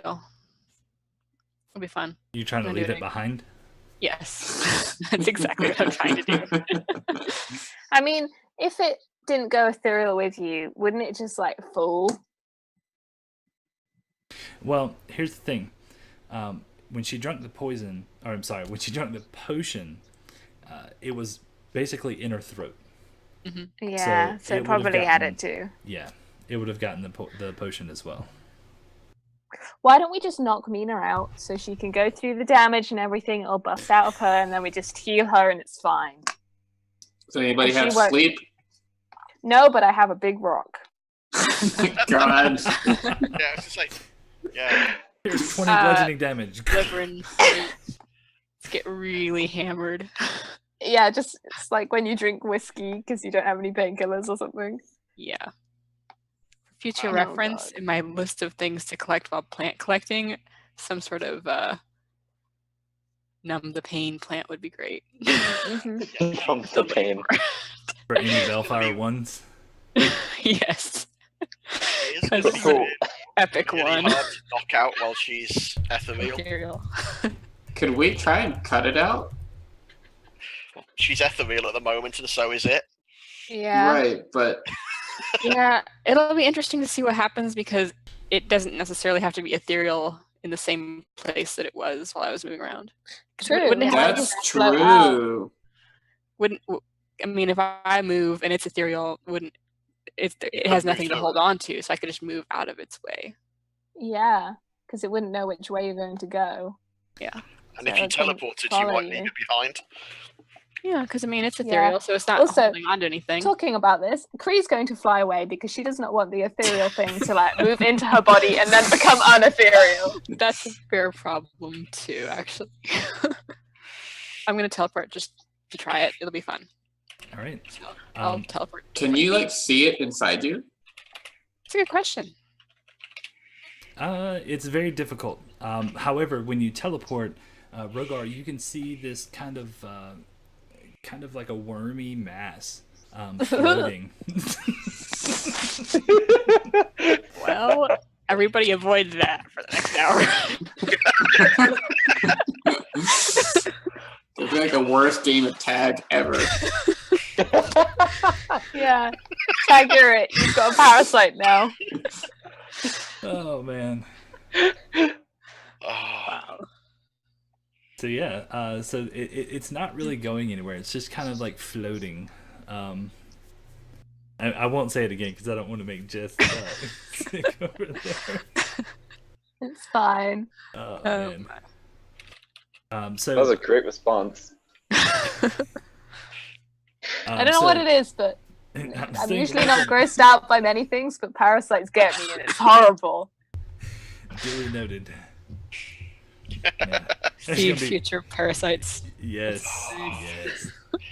yeah, so say you should have told us that before the episode of Grimshaw's Tavern where we created all manner of awful things. Yeah. Wonderful. Parasite was one of them. Nice. Okay, so time goes by. The hour is almost up. Okay. And Mina starts to shimmer back into existence. The ball of things shimmer into existence and fall immediately and harmlessly to the ground and just kind of splatter. Someone stomp on it. And then with the dirt, Not getting close to it. with the dirt, it's almost acting like a sponge and it just dries it up. Okay, good. Creel just cool up from like in the sky, like, is it gone? Could use a good roasting if you have any fire spells. I mean, yeah, I've got produce flame, cantrip. I'll just throw it down. All right. I'm gonna run away from that because no more spores. Yeah, you still. It's almost like you have like what is it? The sore Sore throat. throat. Tonsillitis. No, the other one. Bronchitis. Bronchitis. No, not bronchitis. Strep throat. Strep throat. There we go. Oh, That's that what I was looking sucks. for. Yeah, that it Strep feels like throat, you like, have that. 3 months ago. What just is because strep throat? It's Like a a virus, isn't it? strep bacteria. It's a Yeah, bacteria. Streptococcus. Yeah, it was fun. Don't do it. Yeah, I don't. Yeah, no, I had it once. I'm good. Yep. So yeah, Don't so do strep. all No, of that is it's bad. passed. Balefire is still looking in bad shape at the moment. Okay. Oh yeah, no Oh, one yeah. healed him. Well, depends. Patrick, did you get the PMs? I wouldn't worry too much about that one. Okay. And side note, I've actually noticed, I guess they updated Roll20 to where if I'm viewing as a player and then I'm viewing as the GM and you guys send me a whisper, normally it would put it up in the screen. But for some reason that one didn't. So it's weird. But I'm good. But anyway, Balefire doesn't seem to be in any more pain. He looks like he's getting better, but he's like his fever looks like it's starting to wear off. But the boils and stuff are still on his arms. Same thing with Mina. Like it's literally damaged their tissue and stuff. Okay. So Will should we magic try work now? cure wounds? You Yeah, can I've if you got want one to. first level can- spell slot left. Who wants it? Try it on me because I'm not As unconscious. dead. dead. Yeah, okay, cool. Yeah. I'll do that. 'Kay. There you go. All right. That was a good one. And there are no adverse effects, and she has healed 13 hit points. So all of her, okay. like your throat starts to clear up, and all of the wounds start to clear up. Alright, so I've got Cool. 3 level 1 spells, so I'm just gonna go 1 and 2. So you're For- using that one on Balefire, right? Yep. All right. So that's 20 points of damage, which actually heals you completely. You get full use of your arm back as your tissue starts to regrow and starts to become normal again. Woo! I have 1 spell left. Well, that was a interesting That's an experiment. adventure. You start writing furiously. In the So you don't that have poison any mushroom more I of have. this. Say again? So am I conscious now? Yes. Okay. So when Rora says that, like, you're not Ethrin. No. Sorry. And you just see like a Does small tear in Balefire even Balefire's know what eye. happened? I don't think so. Yeah, he Okay. didn't see the thing come out of his I stomach. didn't see the thing. I just know I was in a lot of pain. Yeah, Yeah. no one tell him. Yeah, no.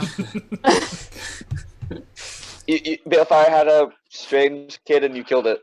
Yep, you had a baby. Yes. Yeah, it just came out. You do have a place. like a scar.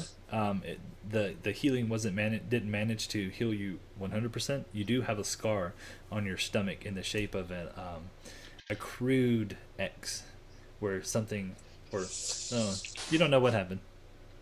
Huh, okay. Anyway, I look at Ethrin and like I have an arrow covered in it. Well, Keep that covered. yeah. Potentially get rid of it. Do you I have any will. more of the mushrooms? Into a person. I don't believe so.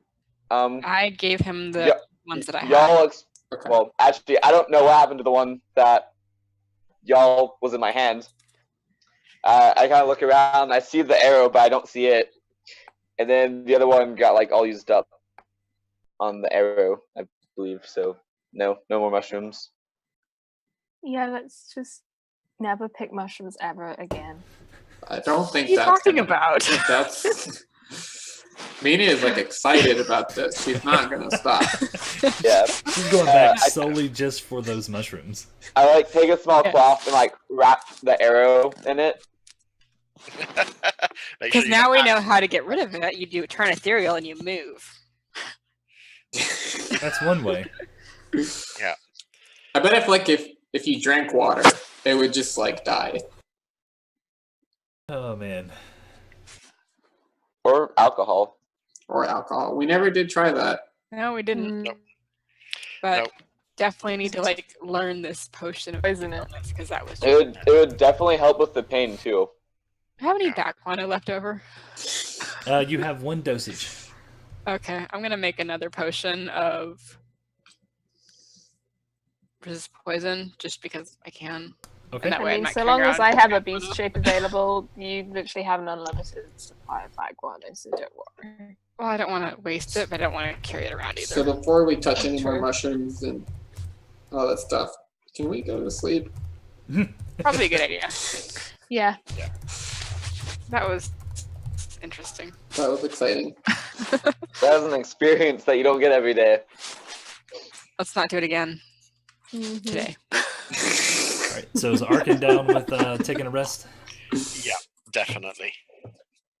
Nightmares for Balefire. I kept That's the dreaming title of the about these. episode. More like for Kree. Yeah. Yeah, You that's had to true. see it. That's true. That's true. Yeah, the Um, Battlefire's just got a memory of some pain and, a mushroom. and a scar. Kree Yeah. Kree's And a seen some scar. stuff. All right. So are you taking a short rest or a long rest? I think it long. Okay. I Long mean, rest to be really good. All right. I mean, it's getting towards like night time at the end of the party anyway, so we should probably like have a day's sleep and then start loading the boat up. All right. Yeah, that was. Yeah. So, so you guys make your way. The chieftain actually kind of set you guys up with a place to sleep. Nice. So they're nice, kind of vine-ridden beds with a blanket tossed on top of it. And you sleep through the night, 8 hours sleep. So you take a long rest, with the exception of, I think, the one critter that only needs 4 hours of sleep. Mm. But and then you guys wake up the next morning feeling refreshed and good to go. Woohoo! Awesome. Yay. Great. Hooray for healing. I'm gonna look at some spells and see if I need any different ones. And at this point, the chieftain comes up to you and says, "Is it time to go yet?" I well, mean, whenever you're ready, I guess. we gotta have a couple instructional lessons before we. Mm-hmm. And now you see that he is, never mind. Hungover. And he's in a very happy mood. So define instruction. No. Instruction. No. What's that? You need to learn I know how to. things. Mhm. I don't know how to do these things either, but William is going to show us how, so then we can do it Oh. ourselves. I forgot. I was gonna drink this today. Mine hasn't come in Yay, yet. Rivina! Awesome. All right. So. That's sorry. I was looking at the chat and the moderation thing. You are correct. Okay. So. You guys are going to take him to the ship, and the kobolds are going to start loading up the boats with the sheep, some blankets, and some other kinds of rations and stuff. Dried rat. Balefire takes his deer. And then what else did you guys want to take? They do take 4 crates of blibberin fruit. Yay. That's good. We've got I crew. mean, Kree can fish, so she'll just fish on the way for food. We've got crew. We've got sheep. So we've got wool and we've got food. Water. We need some water. I can create water. We have lots of fresh water. Do we? Okay, cool. Is someone backing up? So he can create water as a cantrip, correct? No, it's a first level spell, but it's 10 gallons per cast. Okay, so you're good. That's a lot of water. Yeah. So yeah, you guys are good. If you want to start heading out. Yeah. Yes, please. Okay. What we'll probably do as well is move the intact ballista from the ship that's not going anywhere onto the ship that we're taking, so we can at least have all our ballistas. That's a good idea. Oh, Mina. Yeah.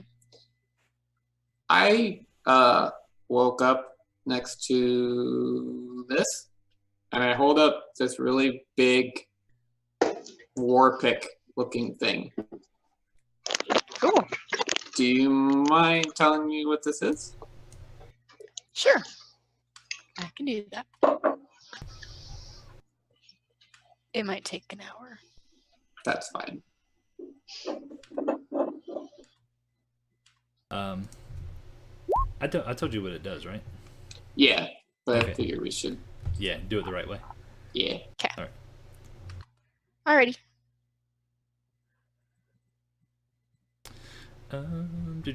Okay, so you guys start loading everything up. You move the ballista over to the ship, and you guys are ready to rock and roll. Yep. Kree will go perch in the crow's nest. All right. So what does your new toy do? Do you want to tell them or should I? You have all the stats for it, right? I do. So I'll let you go for it. Okay, so it's a two-handed war pick. It's called Zyma's Tooth. It's made from the tooth of a silver dragon. Cool. With a much longer name than Zyma.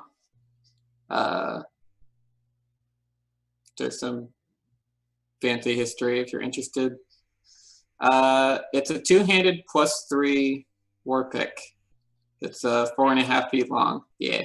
It goes by strength, so it's like not amazing, but it's still pretty great. Cool.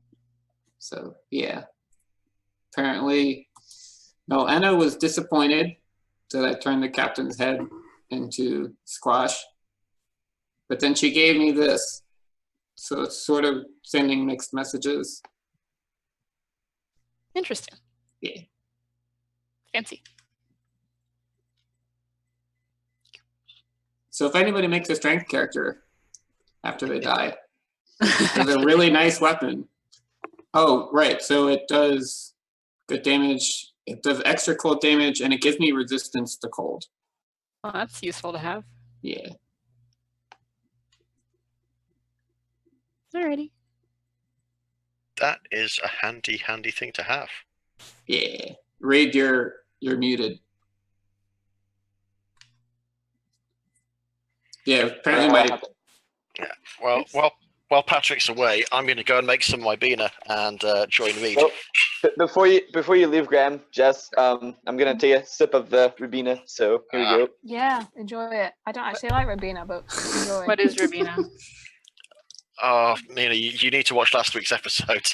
All right, I'm That back. was a conversation It's about not bad. Okay, Yeah. I will. One sec. I'm trying to think about what it makes me think of. Shit. Oh, what are those? Like tiny, almost like clementine oranges, kind of. Oh, those are yummy. it. Really?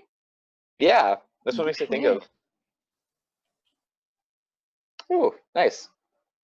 that is some orange sorcery. Fancy. All right. So you guys head off into the horizon. Okay. Cool. All right.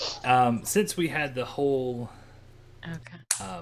mushroom dilemma, Sorry. My bad. I'm actually going to skip the seafaring compact.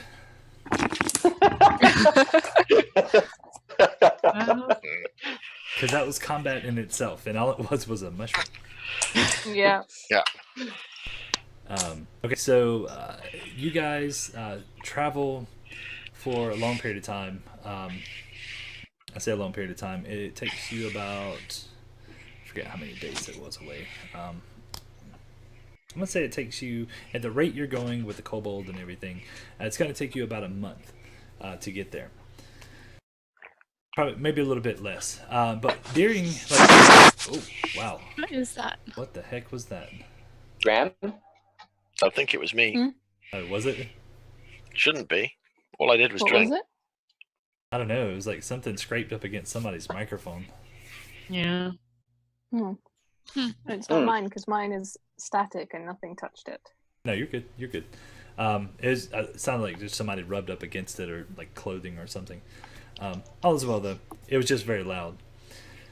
So during like the second day, you see like the Kobold Chieftain. He is happy at the front of the ship, trying to steer the ship. But then, like the second day, he goes down below, and then he comes back up, and he's wearing this suit made out of the rock feathers. And you see him tie a rope around him, himself, and ties it to the side, the railing on the back of the ship, and takes off running and jumps. Oh, and God. when he jumps, he throws out his hands, and he starts gliding behind the ship. Is that all he wanted? That's Just to all make he a little wanted. glide suit. So he is gliding like a rock right now above the water, and he is having the Hilarious. time of his life. He's just turned himself into a kite, essentially. Essentially, yes, that's exactly what he did. So he does this for like probably a couple of hours. Then he reels himself in. Then he takes the suit off and gives it to the next kobold. And then he ties himself off and jumps off. And then he like flies around for a little bit, comes back, gives it to the third one. Third one jumps off, tries to glide, skips off the top of the water, and then pulls himself back up, and he's drenched, soaking wet. So they do this for like days and days and days, until one day, as they're trying to do this, they're gliding. A dragon orca jumps up out of the water and tries to catch the kobold. Luckily, he misses, but that scared them enough not to do it anymore. Yeah. When the dragon orca comes up, can Balefire try and talk to it? Nope, because Balefire was not aware. Sorry. No, Balefire was not aware that it was happening. Also, to be honest, when something jumps out of the water, it usually falls back in the water pretty quick. Yeah. Well, Fair point. Dragon Orca dreams. One day, Kree could turn into a dragon orca. One day. Aspirations Can't right remember there. how I work out my goddamn world shape, but probably. So as you guys start to get closer to Kilari, off in the distance in the horizon, you can see as it's getting closer the swirling vortex, the energy surrounding the continent. Actually, I'm gonna move this over Aurora just to give you. Borealis. Yep. Ooh, So pretty. it's, a little greener than normal. Greener than normal. Sorry, I meant purple. That's what I was going for. Oh, okay. I was looking at the green, and I meant to say purple. Patrick, did you see my PM? Probably, but That's pretty. Yes. It's on my Yeah. bucket list to go see it. The European? Mm-hmm. No, I was talking to Randy. Oh. No, it is not on my bucket list to see a Balefire's DM. I mean, I just want to see the thing. I would like to see his PM. God, that sounded horrible. Never mind. Yep. Awkward. You're very awkward. Oh my god. That was awesome. Oh my What's it? gosh. Does anybody have a slashing or piercing weapon? I have a couple I of have a- those. I have a piercing. Okay. I believe I have both. There we go. Rogar has a piercing weapon. I do. Okay, I'm gonna give you a oil of sharpness. Ooh. And get it out of my inventory. There we go. What does it do? Let me look. Now that I've deleted it. It's in. No, they're in 120. different places, so I can make it more. Okay. Pour on 1 blade, 1 minute coat, lasts an hour, +3 to attack and damage. What's my paper? So Would that work on top of a +3 weapon? I'm Why gonna say not? no, it won't. Okay, so you should give it to Balefire. Although I could Okay. put on my rapier. If I wanted to. Well, would it work on ammunition, like arrows? 5 ranged. So it lasts Ooh. for 5 arrows. Yeah, that would be cool. Up to you. One of you two can have it. It'd be better on a rapier. Okay. Okay. Yeah, because it'll be every attack instead of 5. Yeah, so Yeah. I can take it. Okay, so you get an oil of sharpness. Nice. I have all these potions and I haven't given them away. If you're giving potions away, I'll take the invisibility one. I think that one should stay for a while. I will give you a potion of poison resistance just because of your poisoned arrow. You might want to write that down. Okay. Okay. Is it really a poison arrow or is it a Parasitic arrow. yeah. Yeah, just don't get a natural 1 when you fire it at someone. That'd be great. Oh man. Yeah. It's one of y'all. Oof, that would Okay. be brutal. Okay. Alright. So you guys are getting closer, and you get this very eerie feeling from the energy that surrounds it. And the kobolds are starting to get a little uneasy, to the point where you guys are probably about a half a mile away from it, and they don't want to go any closer To the island? to the vortex. So Okay. got another random potion, so we'll see who this is for. Whoops. Like I said, they get about a half a mile away, and they don't want to go any further, and they start asking you to drop anchor here and take a rowboat the rest of the way. Okay. Risky. How far are we? About a half a mile. It's probably not bad to...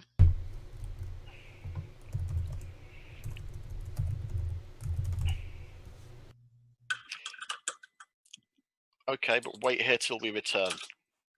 Of course. So did I just get another random potion? You did. So roll the click on the little random potion button thingy.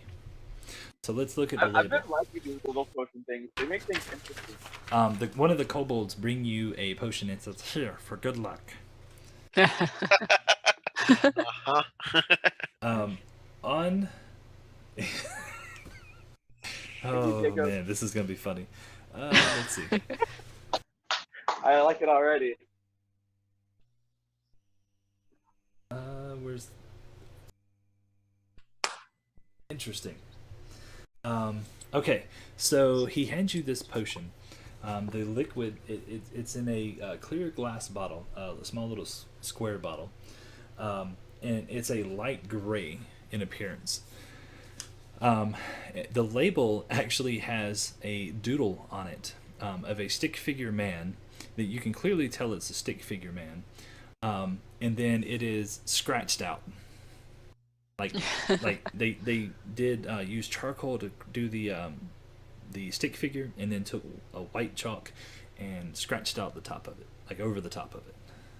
Like through the head, or like No, the like neck? the whole thing. He colored the whole thing. Like just took it and kind of like just scribbled over the whole thing. Like trying to erase the stick figure. Possibly. I mean, you could interpret it that way. Or it's like the potion's gonna delete the stick figure. I mean, it's open to interpretation. It's whatever your imagination can dream.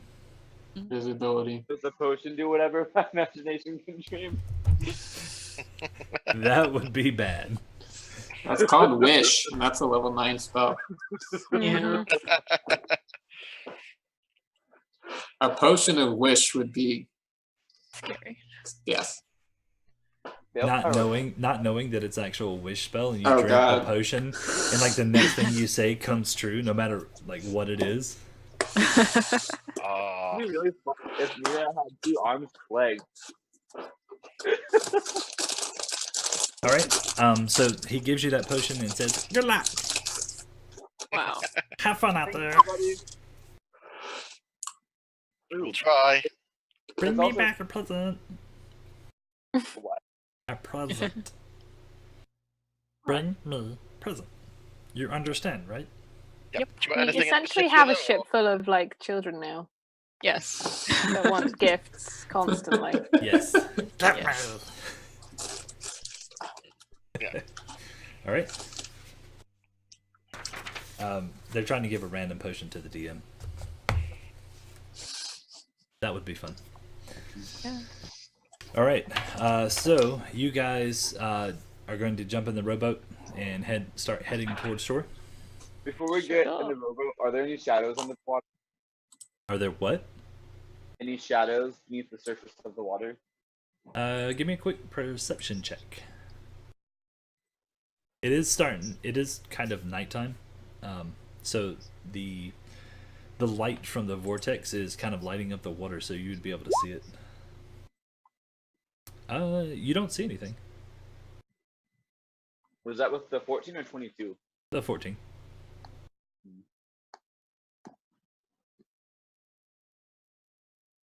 Okay. Looks Good clear, job. guys. Kree will fly like a good 50 feet in the air. Okay. Will you carry me so that way I can have an aerial view too?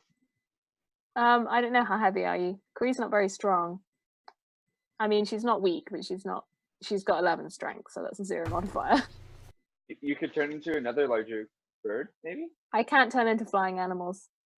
Oh, okay. Okay. I'll hop in the rowboat. Actually, I might be able to now. I'm not sure. Flying or falling with style? Yeah. I think Well, it. mate, you could take the kobold's glider and see if you can like make it from the mast to the shore.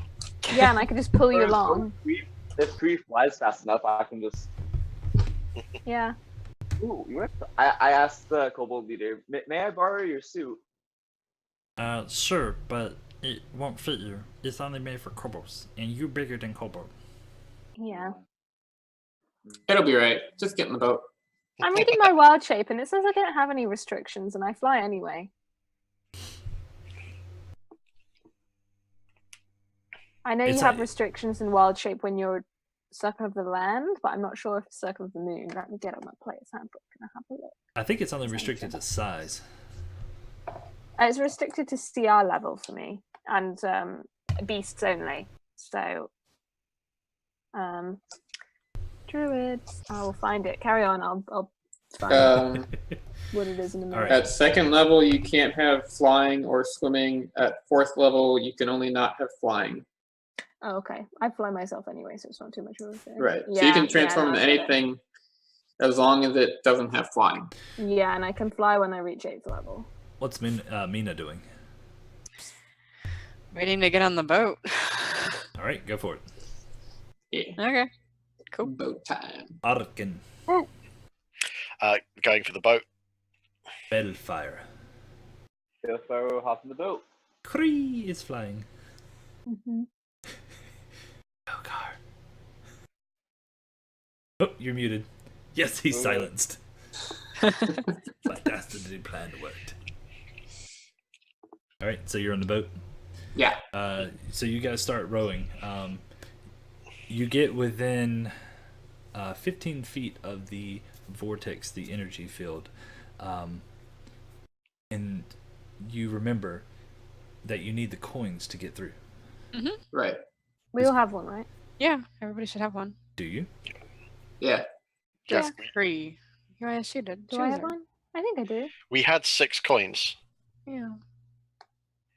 Good deal. And we all took one. You did have 6. Each had one. All right, and you're feeling confident, and you push forward. You get to the vortex, and you make it through. When going from one side to the other, when you get through, you enter into this sort of mist, this fog. It's hazy, and everything's kind of eerie sounding, and your vision is limited. You quietly row a little bit further, and you start to hear the sounds of the waves crashing up against the beach. And then you can start to make out the coastline, and then the tree lines next to the beaches. And then you make it onto the shore. Like you get through the edge, and then you hit the sandbar. Or the sand, the beach. I shouldn't have asked the kobolds to wait. Land ho. You're gonna be waiting a long time. Well, if we don't ask them to wait, we're not going to get back. Can we Yeah. can we They're not still gonna be see there. the can we still see the kobolds sort of on the boat when you said about half a mile? Through the fog and stuff that you guys came through, you cannot. Okay. Land ahoy. We should probably hide this boat. Yeah, Yeah. definitely. So, okay, so we step onto the beach. What does the beach look like? So And beyond the beach. Kilari the itself, bathroom. what you can see, Kilari's more kind of like what you would picture, more rocky mountains and pines than it would be like on Ebelon, where everything is more kind of flatlands, hills, and then the mountains, and they're kind of more like oaks and those types of trees. Whereas this one is strictly like pines, kind of like the Northwest. Okay. Does that make sense? Cool. Yeah. So, if there are like trees and stuff, like just beyond the beach? There are. So you go in about, it's probably about 50, 60 feet away from the beach. The beach is the tree line. So it goes up and it's a little bit of sand. Then it starts like smooth rocks up into the tree line. Okay. We should take the boat into the tree line to cover it. Sounds like a plan. Help you do that. Give me a quick perception roll. At this point, One of us? I was just about to say, at this point, where's Kree? You can see, you flew up about 50 feet, correct? Yeah.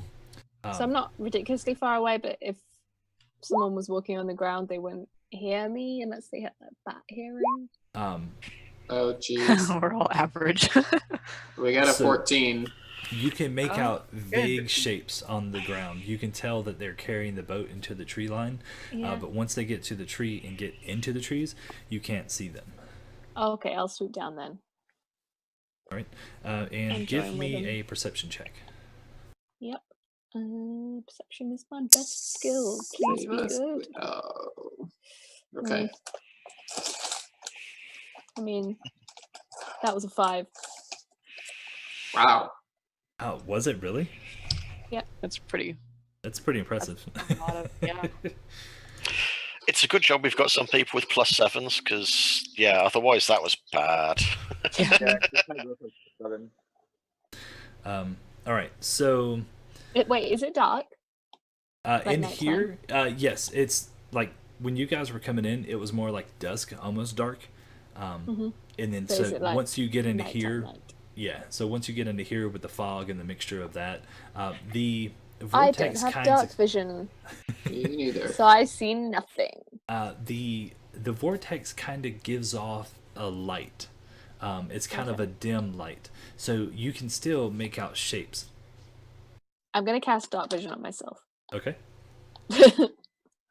Anyone else? Yeah, I'll take it. I have Cool. dark vision. Yeah. Yeah, Right. cool. I'll cast it on anyone who doesn't have it. Okay. It's a 2nd level spell, so 2 of them are down, but it was worth it. Now no one will be stumbling around. Now, through Mina's scrying and navigational skills, you guys have an idea. I believe you do, Bellfire, just so you know. You believe that you've landed in the right location, the southern tip of Kilari, so you should be relatively close to the first portal, the southern portal. Okay. The south was the devils or the demons? Let me see if I Took notes. Dude, at this point, I'm gonna put on pull out the bag of holding and put on these bracers of infernal speech. I have devils in the south, but I don't know if that's right. Well, this is actually a very important note. Changed it.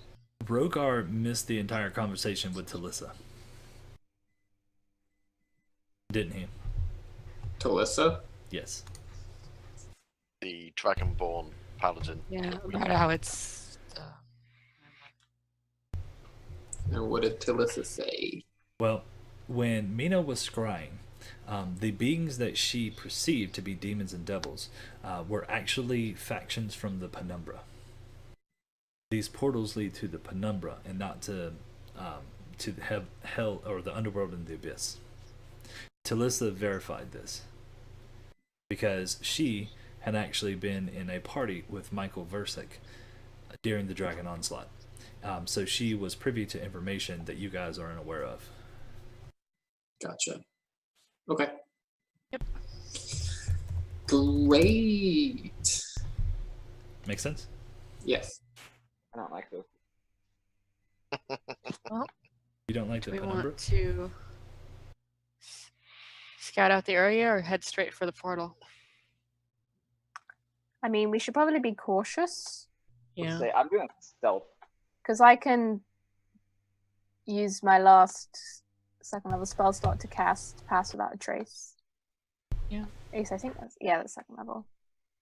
But that's all mind you, I'm a moon druid. It doesn't really matter if I use my spells for this. Or So if yeah, we can find a shelter, we can stay for the night. You can recover your spells, and I Well- can finish making potions of invisibility.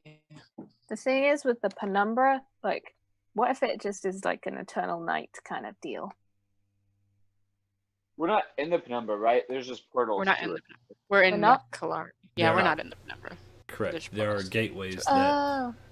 and that's So what we're you're gonna try going and close after. the portal. So Oh, I why thought we'd already gone through it. We Sorry. went through the vortex over Yeah. Kilari. So we're in Kilari. We're not in the Penumbra. Oh, okay. let's scout out one of Yeah. the portals and then take a rest. Unless you want to have the potions of invisibility for the scouting. I mean, it's a pretty fair bet that these portals are probably going to be guarded by something. Some kind of creature will have a nest there, or stuff from the Penumbra will probably be keeping an never eye Trying on. to keep them Yeah. open. And is anybody good with scrolls? Because I have the 2 scrolls, but I'm not really. I can use them. Okay, I'm gonna give them to you then. What do they do? Okay, they are. I have 2 scrolls, and their whole purpose is to take down the portals. They're from the Okay. Mind Flayer Lich. Okay. I shall give them keep to you. hold of those.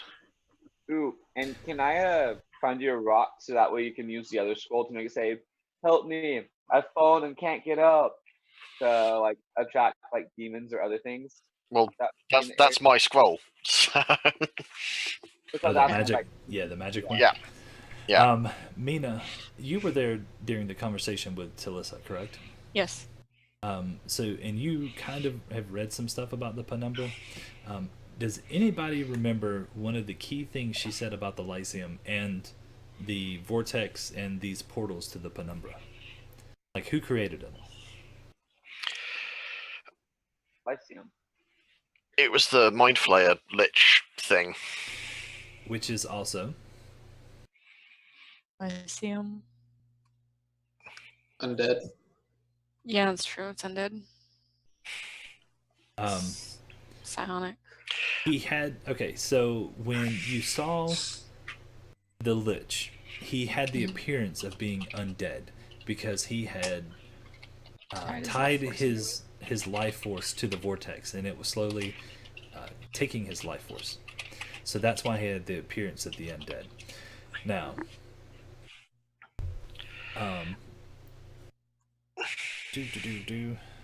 okay, good deal. So, if you don't remember what she had said, that's perfectly fine. But basically, he is the reason that the vortex was created. He opened up the portals because he wanted to slay the dragons. These portals like I said, you perceive them to be the underworld and the abyss, because even Michael had gone on to say that, because that was the lies that they had spread, so nobody knew the real truth. He told you that, and Talissa told you that as well. Does it make sense so far? Or are you lost? Makes sense. Okay. Yeah, good. Maybe like Alright. stick some books in front of it or something. Sticks. Or like your suitcase. All right. So at this point, give me another perception check. No, don't sit on the floor. You comfy down there. Hey. You heard me say that I was the stealth. Nice, Rogar.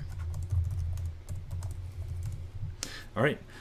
So Rogar and Belfire, you hear the slight flapping of something going through the fog above you.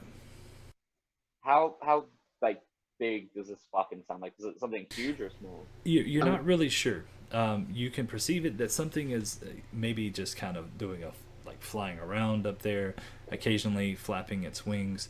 You hear the blowing of the wind, like the whooshing of the wind as it does, and then it flies above you and then away. I'm gonna like put my finger to my lips and like crouch down I'm gonna use my by the message. tree. Yeah, I'm gonna hide. I'm gonna use my message cantrip to like alert everybody what's Oh, wait. going on I don't know. and crouch down. I'm going to try and hide. This will be funny. Yeah, you and me both. You guys want to stealth? Oh yeah, Yeah. stealth. So Sorry. stealthy. Oh god. I Oh, said I God. pass without a trace, right? Oh god. Yeah, Pass you did without- say that. Pass without a trace gives you a +10. Okay. Awesome. Oh, So can we back about magic for me? Oh, so it's everybody around you with pass without trace, right? Yeah, you're 30 feet. If you're close to me, within 30 feet, you get a +10 to your stealth check. that And you can is. practice up by magical means. Mm-hmm. Nice. Okay. So the flapping, the sound starts getting further and further away. Right. Okay, so are we sleeping now? Or are we gonna go look at the portal and then sleep? We'd have I to say find portal shelter and- first. Yeah, I think we should go and look at the portal first, see what's going on. Yeah. Well, we can be sneaky. So do we have any idea where this thing is relative to where we are? Yes, we saw it in the scrying. Right. Okay. So All right. wander So- that way. So you guys, and I'm not gonna make you roll for navigational checks and all that kind of stuff. But you start sneaking through the forest, and then off in the distance you can see basically it's at kind of like almost at the base of the mountains. It starts to go up, and off on the side, like at the base, kind of where it goes up, you can see a twinkle of a light through the trees. Brighter than the vortex that is surrounding the continent. Mm-hmm. Would a portal be How bright? bright are the trees? Now they're opening up. No, they're still relatively close together. I'm gonna put my shield and rapier. Then just have that up there ready. Warn people, as we get nearer the portal, keep your eyes open. Mm-hmm. You had Unpleasant, chill brand rapier. When did that happen? unpleasant things coming from that portal. I've had a shield. We got a rapier from the boat. Do you want one? I have two. Oh no, it's fine. I thought you said chill brand, like it was enchanted. I Oh. got confused. I don't know. I misheard you. Shield and rapier. Okay. Yeah, I was not listening properly. All right. But no, I don't need a rapier. I've got a scimitar. So you guys, you can see off to the northeast of you. You can see this light. It's radiating energy from you. However, in between you is this thick fog and mist and trees and stuff, you can see the light, but you can't see other things around you. It still kind of like engulfs it. The light kind of pierces through it. This is a big map. Oh, it's probably. You guys are down in the bottom left corner. Yeah, we're right at the bottom. Oh, look at that. I was like, all I see is black, it's broken, and it wasn't broken, I was just right in the middle. Yeah, I thought so too, but I didn't look. I was like, oh, Roll a perception check. I saw in the it's loading. Twitch I stream failed my that it was perception back there. There was more going on. Nice. wow. Kree and Belfire, you guys can hear similar. Good use of a 1. Wow, and a nat 20. You can hear the familiar sound that you heard earlier. The flapping. Laughing. Yes. Can I make a one. check to see if I know what it is? Like of nature? Sure. Of which I am proficient? I will let you attempt that. I do not know what it is. Some big moths. Just some big old moths. It'll be funny if you were right. Yeah. Well, Patrick, did I figure out what it is? Nope. I have no idea. Thanks. So which direction, general direction is the light? Northeast. you can see it if you zoom out enough. We actually didn't see it. We can see it through Oh. the trees, but we can't see between us and the trees, basically. Cool. Okay. That is correct. So you guys start moving in and out behind the rocks and the trees, still hearing this something flying above you. Yeah, remember It's to our stay stealth close to checks. Kree. Flying thing Yeah. or like multiple? Say again? Is it like one flying thing or multiple? You are thinking that it is multiple at this point. But yeah, Um, stick near me, and you'll keep with that +10. That's quite necessary because I rolled a 6. And then you start to Yeah. hear vibrating, not vibrating, sorry, blowing through the fog, and periodically you hear these whooshing sounds. Oh, good. Whooshing sounds. That's never a bad thing. And it almost Phantom sounds washing like machine. whispers of arcane magic. Okay. Ooh, can I do I'm arcane going magic? to cast Bless. Just blast you. Wait, no, it only lasts a minute. Never mind, I'm not going to cast it. All right, roll a quick Forgot. perception for me. Everyone? Yes. Hey. Oh, God. Hey. Oh. There we go. Nice. Not a Ooh, 1. another nat 1. Yeah, talented with those 1s. I think mine are more clutch, but you know. Clutch. All right. Now, Kree, as you are moving, you hear this kind of piercing shriek, and you've heard this before. Okay. However, it sounds a lot larger than what you're accustomed to. Screech grandma. Stand by. Hold on. Stop moving. Stop moving real quick. I'm not moving. And then suddenly, I need somebody to roll a. Hold up. I apologize. Sharp.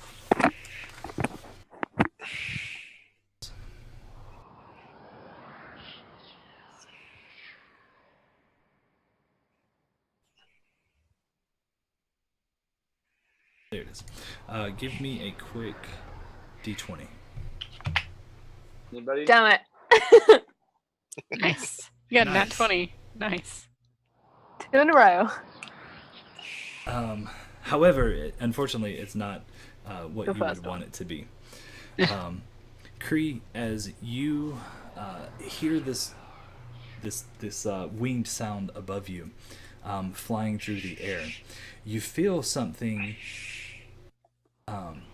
wet on the back of your Ooh.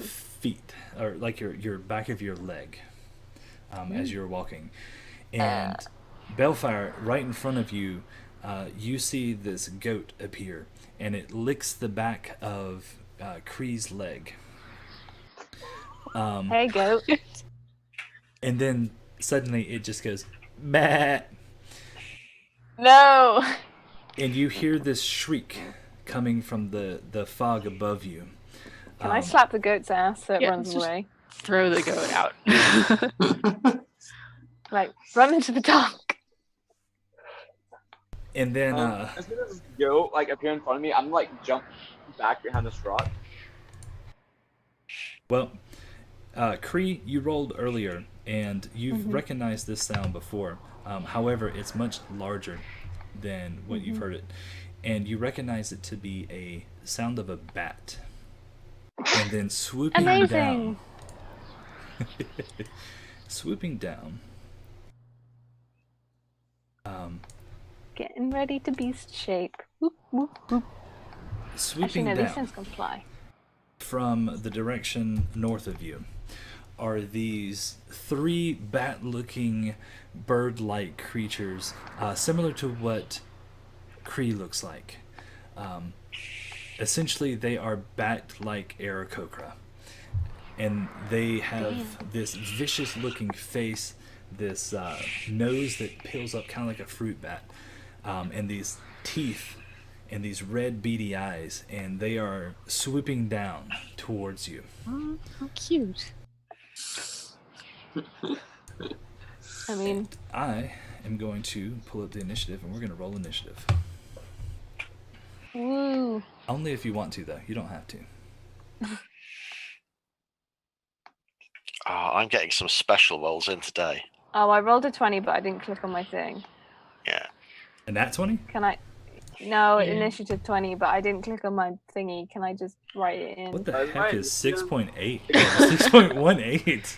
Oh, Dude, yeah, it yeah. rolled a They tiebreaker up- for some reason. Yeah, they updated the sheet so they have a tiebreaker. But my first roll was a 20, Patrick. Can I please have it? Yeah, I'll give you that. Thanks. To be fair, Patrick, Ooh. my Ooh, first nat roll was 20. a 7, so I need to come down. Patrick, I got a nat 20. No, you got a 6. We're in the wilderness. I get advantage on initiative rolls. Fair enough. Yeah, You actually I got a 24.18. Yeah. Patrick, No, it's basically just to stop Don't. confusing My it. initiative should be a +4 modifier. I don't know why it's +8. It's a It's a tiebreaker. What were you going to basically, say, it's a- Arkin? you need to bring my initiative down to 7. I forgot to click my token when I rolled the first time, so Okay. I should be further down the list. All right, and Mina. You can change your own. Oh, yeah, can you I? can. Yeah. I just changed it, though. Okay. I Mina, actually clicked my target this time. roll a quick nature check for me. Okay. Bring up my character. Click the The button. bat's got 22. Nice.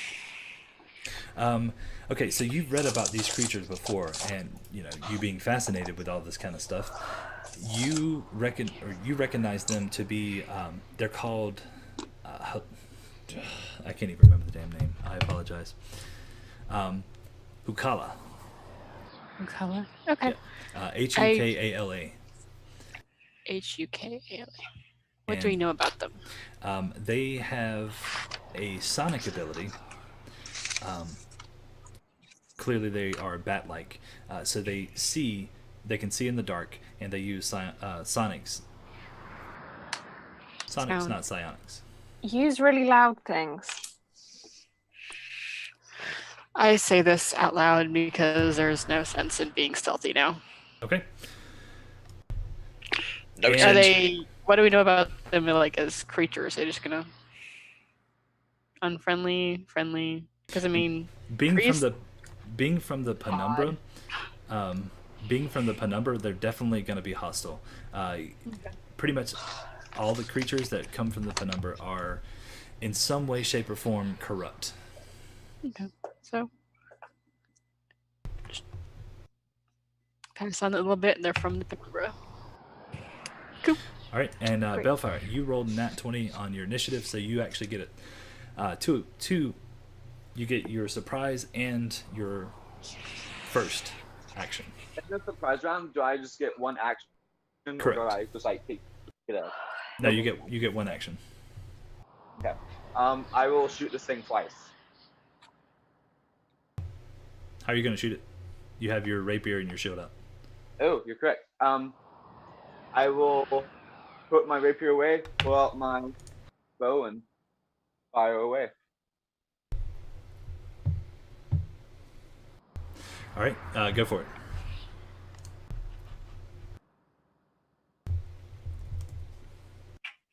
A 20 is, which one are you going for? The first one, the closest one? Behind the rock, I can only see this one, so I don't know Okay. which one that is. That technically is the first one. So 20 is going to hit it. Okay. And then for my second one, make 2.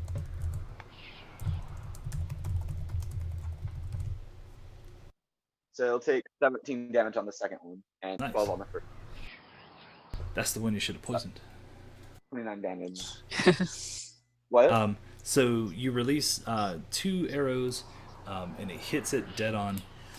He shrieks out in pain, but he's still flying through the air, flying towards the party. I drew a picture. Drew a picture? Can you see it? Yeah. Can't see it. You gotta go up a little bit. It's a little bat guy. Aww, Aww. it's adorable.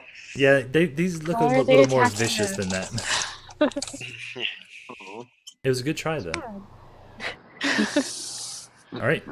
Do you want to move anywhere? Belfast. Me? Yes. Do I get to move? In the bonus round? Do I get to move? Oh no. You have your Regular round. No. It's because it's your go next. Yeah, it is. Okay, so that ends my bonus round. Correct. Okay. So regular round, I'm going to cast Hunter's Mark on this Okay. and fire again. Actually, I'm gonna move first. Aha, now I'm gonna fire again.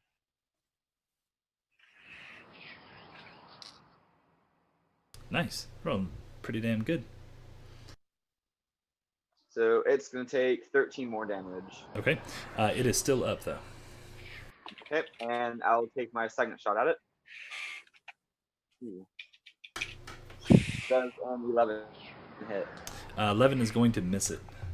As your your fourth arrow flies by. Okay. All right. The one you shot at is actually going to do a flyby. I'm going to hold that thought. Perfect. All right. It swoops down in front of Kree and Bitch. begins to emit an ear-piercing screech. The vibrations fly out from it, hits Kree, Mina, and Balefire. I need a Constitution saving throw from you guys. Okay. Okay. I'm going to use my inspiration. Okay. And I didn't even need it. I got a 15. Well, you don't know if you need it or not. Yeah. Yeah, the DC might be 15, and he didn't roll 16. Luckily for you guys, Kree took the brunt of this sonic vibrations as it flew out, and she becomes stunned until the end of this creature's next turn. No! Ouch. Someone punch me out of his stun. This one flies around to the back of the rocks where Balefire was, and he is going to do the same thing. And 5, 10, 15, 20. So he's going to get Didn't take any Balefire- damage though. No, you did not. You're just stunned. Okay. So Balefire and Ooh. Mina, give me another Constitution check. I can't even see him.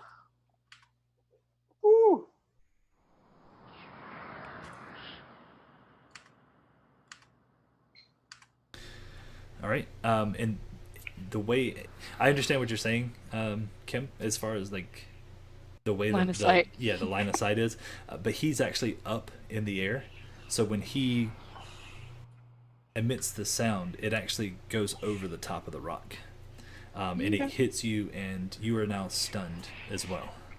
Okay. And this third one is going to fly down and take 2 attacks as it tries to claw out Rogar's face. Oh, don't be mean. And okay, he swings at you with his talons, misses wildly. However, his bite catches you on the shoulder, and you take 7 piercing damage as his teeth sink into you. Okay, I'm going to use my reaction to use Wrath of the Storm. So he gets a dex save. So when he bites into me, he gets zapped with the bunch of electricity. Well, not a bunch, but some. He rolled a 19 on his dex save. All right, so he takes 5. All right, And you said 7. correct.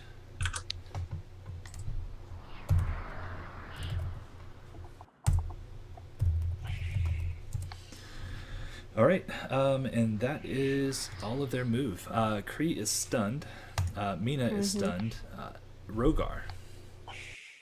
Okay, so I guess I'll cast Bless because that's a pretty good spell. So 3 creatures. So I'll get shoot, I can't actually see Balefire. So I guess I'll Wait, I can see you. Oh, but you can't see me. You can see me? Yeah, I see the bottom right part of your shoulder. Oh, yeah, I can't see you. You're right there. Yeah. Okay, well, I can't see him, so I'll get Arkin, Kree, and Mina Bless. Thank you. Yay. Woohoo! And that's my move. All right. I have the pickaxe out. Okay, good deal. Arkin, you're up. Okay, so as bonus action, I'm going to cast Shillelagh, and then I'm going to try and hit this nearest one. So that is going to be... That's quite a solid hit. Now, Well, I hope it's a solid hit. well, it is. The only reason I say that is because he came down close enough to where he could get the other 3 with his sonic attack. So he is hovering low enough to where you can actually hit him with that, and a 25 will hit. Okay. Bum, bum, bum.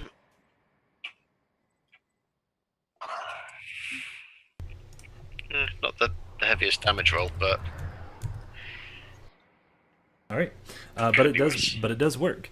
And you guys, I mean, this one's looking pretty rough. This is the one that has the arrows sticking out of him. Now you've cracked him over the side with your shillelagh. Yep. So he's looking pretty rough.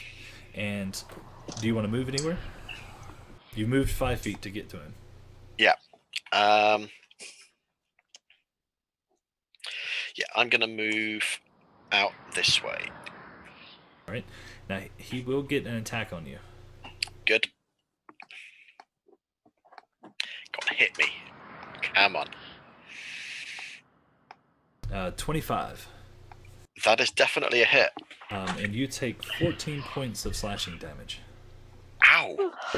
As he catches you with his talons. Okay, in which case, I'm going to swear at him in Infernal and raise my hand and point at him while muttering darkly and set him on fire, because that was rude. Balefire hears this. What does he perceive in Infernal? What does Graham say? Or what does It's a lot of swearing and cursing and basically denouncing the bat's parentage. All right. So roll the damage on it. He gets a dex save. Or is it a wisdom save? It's It's doing the thing again. This was working last week. It's a DC 14 save, and let me check.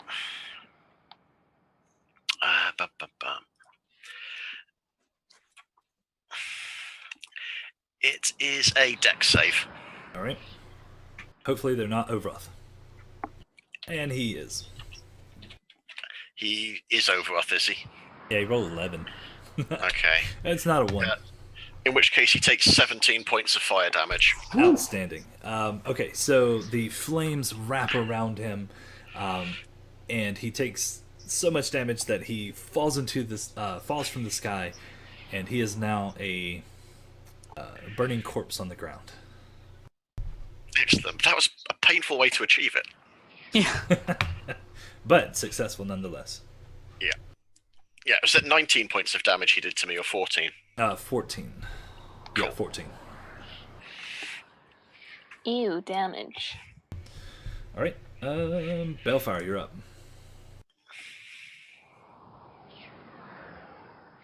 Alrighty. One second. I'm sorry. It became my turn.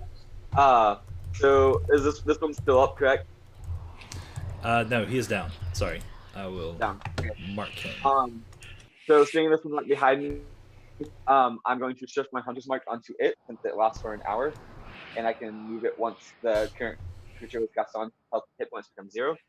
So I will shift it onto this one, turn, and release an arrow at. So which one? One right here. Okay, That's the one behind you. Yeah. All right, and a 19 is going to hit it. D6, so that's 13 damage, and then I will take a shot at it. There's a 13 hit. A 13 does not. It goes flying by it just barely, but it misses it. Oh, okay. All right. His go. He is going to now swoop down and take an attack at you. Do. That's rather rude. What's that? Oh, that's rude. He swings at you with his talons. What's your armor class? 17, because I was using my bow as much. Unless it counts as being on my armor, I'll still using my bow. I don't think it does it? I don't say that again. I'm sorry, I couldn't hear you. So my shield was on my arm that I was holding the bow with, but since I was using my bow, the shield won't count, right? If that's the case, then you're going to be shooting it with disadvantage. Yeah, okay, so shield doesn't count. So you don't even have your shield on you. Okay. I'm trying to figure out something real quick. Stop it! I'm looking. Oh, you're looking at me. Yeah. What kind of armor are you wearing? It's the... Where is it? Studded leather armor. Studded leather is what? How many? How much dex do you have? I have 4 decks. You should at most have 16 armor. Okay, 16. What's that? 19?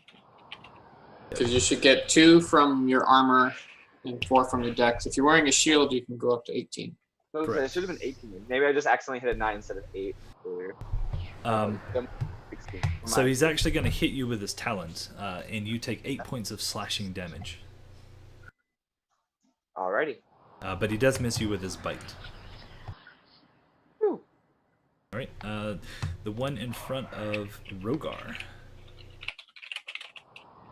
He did not like what you did with him. Well, I didn't like what he did with me. How about that? Wow. 19's going to hit you. Yes. He swings again with his talons, missing you as you duck out of the way, but he sinks into the same shoulder again, and you take 4 points of piercing damage. And he's gonna get the same treatment as he got before. Let's see. He hasn't learned his lesson. I didn't say that was smart though. And that's a valid point. They have an 8 intelligence. He rolled a 20 on his dex save. All right. Well, he takes 4 or 5. 4. Okay. All right. So now Kree is no longer stunned. Hooray! And there's only one of them left, right? There's 2. 2. One in Two. front of Rogar and one in front of Balefire. Oh yeah, it's hidden by the tree shadow. And they keep swooping down, yeah? They're currently basically hovering in front of them. Okay, so they're not too far to reach from the ground. Correct. You could reach them. Okay, cool. In that case, I will beast shape into a giant hyena. Nice. I've got the stats and everything up, so I can keep track of hit points and things. Okay, good And deal. beast shaping is a bonus action, which I forgot. If you look, I gave you a character sheet called Direwolf. Mm-hmm. So Yeah, I did see that. if you need to change stuff and roll it, if you want to roll it on there or not, you can. Yeah, cool. I don't mind typing it out because it's quite simple. Yeah, so direwolves have a +5 to hit for a bite action, Okay. and they have 2d6 +3 piercing damage. And I have an ability called Rampage. When a hyena reduces a creature to 0 hit points with a melee attack on its turn, the hyena can take a bonus action to move up to half its speed and make another attack. So Okay. Wow. that's pretty cool. But yeah, so I'm gonna go hyena and just attack the one in front of me. So I'll move boop boop there.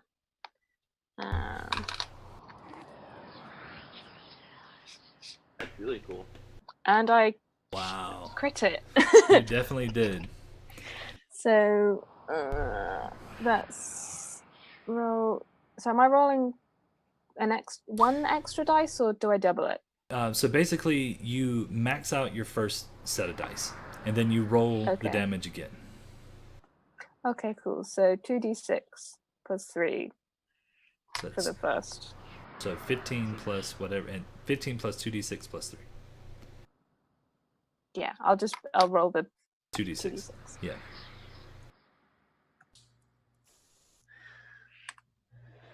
Oh, lame. Oh well. That's still pretty good damage, though. Yeah. So it you sink your teeth into it. It lets out another screech rather, but it does not come from the sky. It does stay into the air, Oh, so damn it's it. still up. I just ripped a leg off. Pretty good one, or pretty good bite anyway. Cool. And I'll stay there. No use moving any more of my movement. All right, Mina, you're up. Okay. I'm going to take my crossbow and do what I normally do. Points. I'm gonna imbue it. Yeah, 3 points into speed dart, and You were doing that with the ballista last time too. Yeah, that Well, ballista speed dart it- was insane. it's my good attack. That's that's what you would do. Yeah. Hopefully. Nice. 20 is gonna hit him. Sweet. Okay.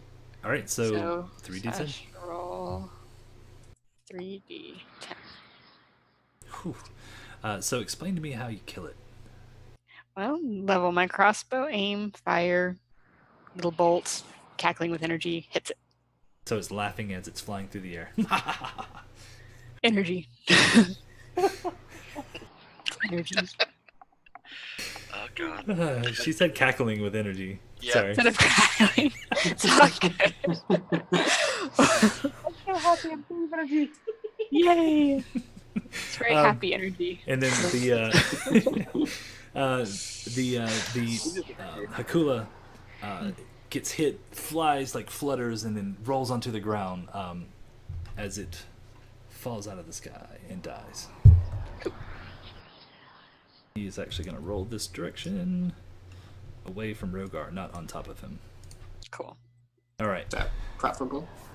Do you want to move anywhere? No, I'm happy where I am. All right. Rogar, you're up. Okay, so there's 1, 2. How big is this? Okay. Oh, it's right there. Okay. Oh, there it is. It's like hovering in the air, flapping its wings. It's got a wingspan of about 10 feet, or maybe larger. You can't really tell. You haven't really like held your arms out up against it. Like, excuse me, please stop for a second. Let me see what this is like. Okay, I'm gonna just smash his face in instead. Oh, wow. That's gonna hurt. That's definitely gonna hurt. Nice. Does the cold damage get critted too? For this one, yes. Okay. 22. 22 plus 15 is 37. Plus 6 is 43. Is it dead? So explain to me how you kill it. Okay, so I hear on the other side of the tree Balefire's like curses a couple of times, so I whip around and I see it just like a wing just like passing through my face, and in a panic I just slam it down as hard as I can and I just crush its body. Like it's slightly upright and my hammer just crushes it. Now it does. We said cold damage, correct? Yeah. So when you hit it with so much force that there's a brief flash of light just that illuminates from it, and it kind of flows over you. And when it does, Balefire, you see like a silhouette of Rogar that's more of a hulking, large, reptilian-looking creature than you actually see of Rogar. So it's kind of mind-boggling to you that you see this. Oh. S1 gained weight. And that is actually going to effectively take you out of initiative. Cool. Woohoo! I'm still a hyena. Balefire wants to go and take one of its claws. All right. So you go over and start cutting a claw off. I'm just going to admire the weapon for a second. It's very beautiful, is it not? Yeah. This is actually one of the things I need to draw out because I actually put it on the website as well. But there's a history behind Zima's tooth. Actually, it's what it's called. So, and if it's on the website, Where if you guys did you want to check get that weapon? Well, canon, I got it from Melena. She gifted it to me. But part of the reason why I actually got it is because there was an error in one of the previous episodes, and I found it. Cool. Yeah. It's kind of a player DM thing. First person to find the error, and he found it. So he, Cool. because of who he is and his divine connection, it was gifted to him by his deity. Cool. He's gonna need it. Wow. All right. So at this point, you guys are out of initiative. Balefire has cut off a claw. Mina is probably looking at these creatures like I'm wondering if their poisonous. waste counts as guano, so I can make some more potions. You know, roll a d20 for me, Mina. Can I listen to see if anything heard or reacted to what we were doing? Yes. Give me a perception roll.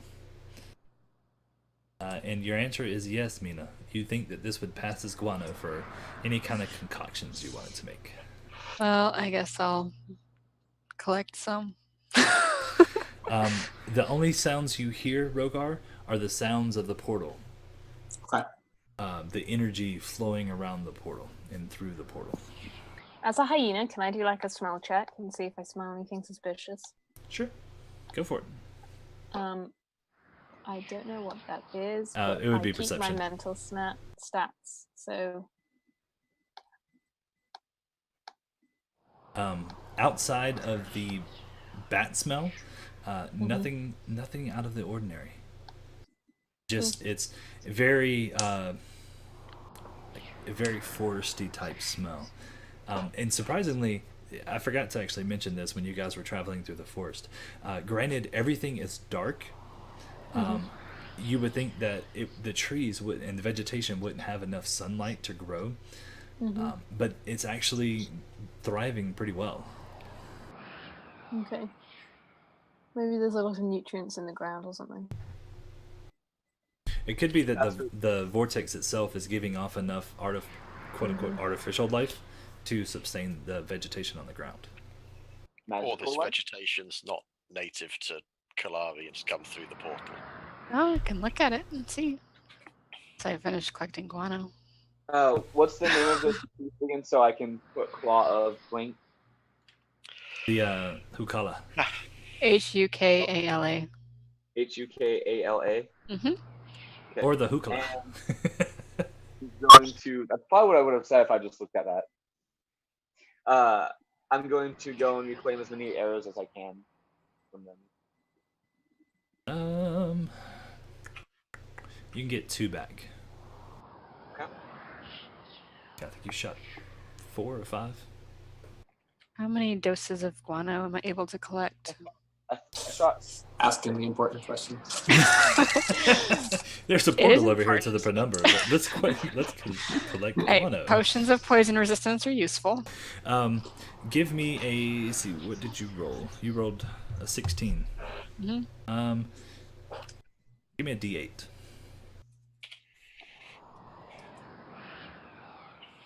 One. You can collect enough for 1. Okay. Apparently, this wasn't their main potty area. Well, it's more because they die, but most animals, when they die, yeah. Fair enough. All right, so shall we head over? I'm going to stay as a hyena. So these are 45 hit points I do not want to put to waste. I think that is a fair tactical decision. Also, I have, by the way, Pass Without a Trace still keeps going until it wears off. Nice. Which I think it's up for an hour. If I lose concentration on it, then it's gone, but because Beast Shape's not a spell. Actually, no. Yeah, I think it's concentration, yeah. But because Beast Shape's not a spell, it that requires concentration, it can keep going. Okay, I think I have a clear line of sight at the portal. Yeah, me too. Okay. I'm trying to move the portal. There we go. You're trying to move the portal, Patrick. That's cheating. Find the magic moving portal in the darkness. Putting a plate over the basketball goal so that way. Oh, there it is. Make it.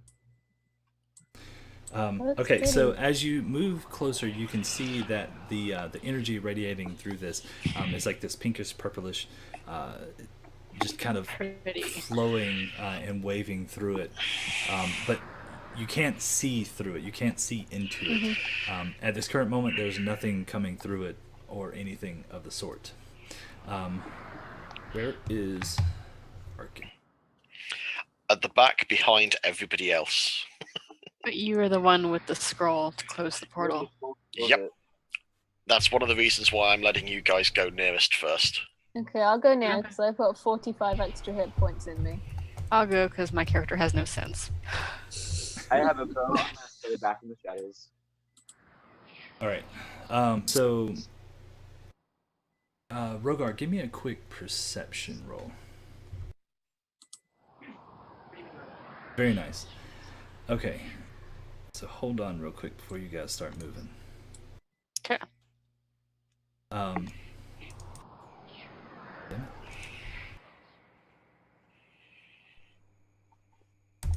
All right. So one of the things that you remember was, do you remember being told of what's guarding this portal? or one of the portals. I don't think so. All right. Rogar, you hear this strange language being spoken, and you, Balefire, you are looking in the direction of Arkin, and Arkin, what are you disguised as? At the moment, I'm probably going to be the same human that I was in the Kobold village, because we've been with the kobolds on the boat, and I've not shifted since. Okay, good deal. All right, so Balefire, you can see that Arkin's disguise drops at the for no reason whatsoever. It just all of a sudden drops, and standing before you is something you've only read about or maybe even seen one other time before. This humanoid-looking creature stands just about 6 feet tall, has a lean, muscular build. His pale crimson skin has these tribal tattoos along his arms, and he has a pair of curled ram-styled horns protruding from its head through its jet black hair. However, if this wasn't disturbing enough, perhaps its matching black eyes, his long forked tail, or his matching forked tongue would do the trick. Gross. So Mina, you kind of catch this out of the corner of your eye too. Kree, I'm not so sure that you did. Rogar, were you looking in that direction? I would have been looking at the portal. Okay, so you're looking at the portal. You saw some movement, but the whispers coming from the north of you actually is what caught your attention. And there's a shadow that walks out from behind the tree. Start growling. What's that? I said I start growling. You actually don't hear it. You actually, you just start to see a shadow emerge. And if I can pop him on the map. All right. You hear this voice call out and say, "Arkin, my friend, you finally made it." And as you look, coming from behind the tree, emerges this middle-aged drow. You've heard about drow before, and you've probably seen maybe one. He has long white hair that's messy and unkempt, and he has a long scar that runs along the left side of his face over one of his eyes. And that's when you can tell that his left eye is cloudy and damaged. Arkin, as he approaches and says this, how do you respond? Alistair, my friend. Then I'm going to call out to the others. Don't worry, I know this drow. And then I'll go, Alistair, this is Mina, this is Kree, this is Rogar, and this is Balefire. All right.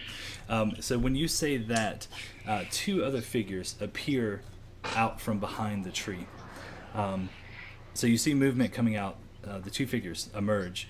The first is an elder human woman, probably in her late 70s, with somewhat broad shoulders, indicating that she used to work on a farm or something similar.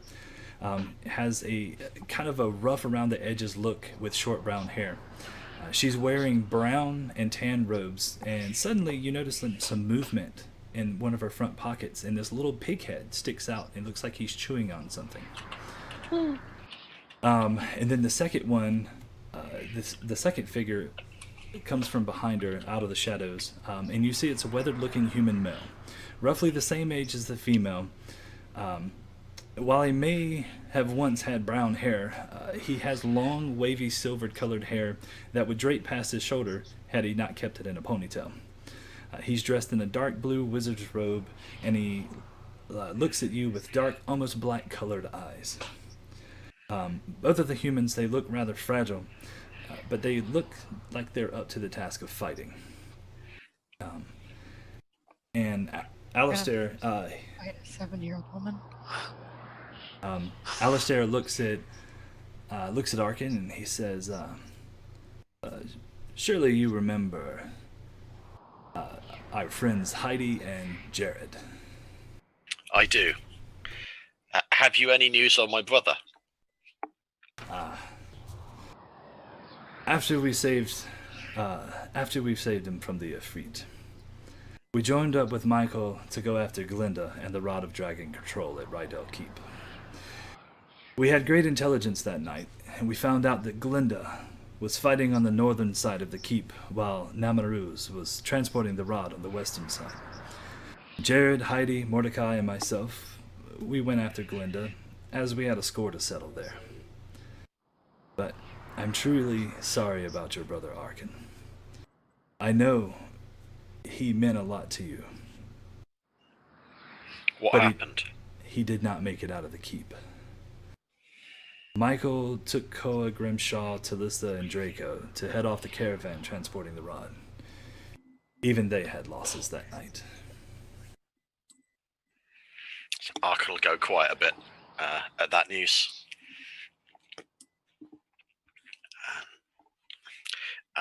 Balefire, you can speak Infernal as well, can't you? Yes. You'll probably hear Arkin quietly muttering words of vengeance in still very colourful Infernal tongue.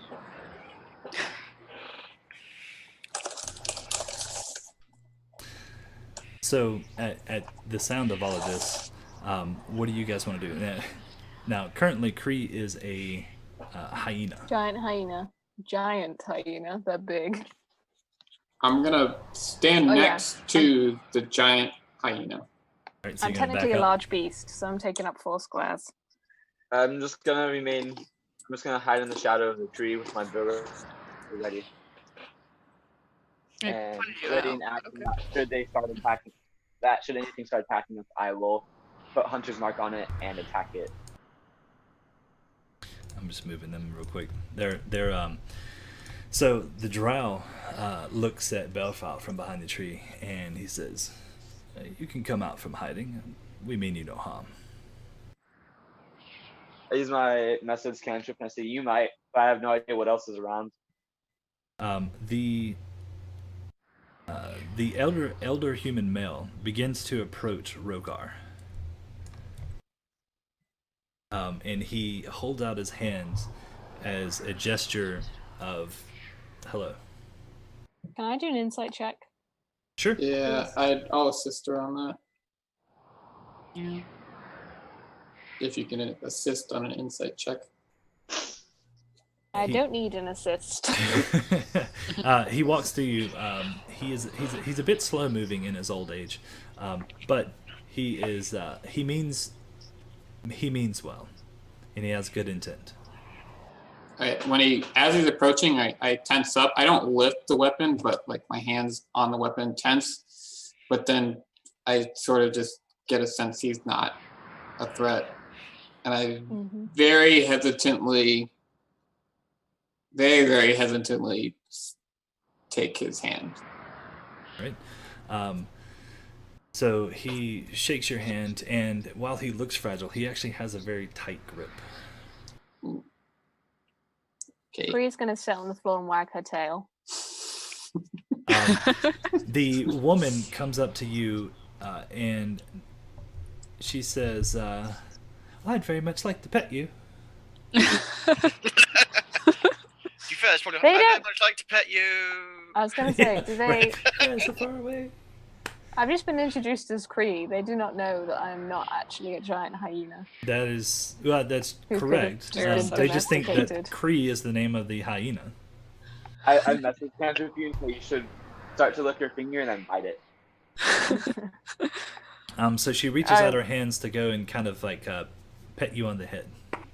I'll just I don't know, pant or something. Whatever dog. Well, hyenas technically aren't dogs, but yeah. You could laugh. I'll be a good hyena. And she kind of like tilts her head and she says, "There's something strange about you. Are you really this thing?" How does she know?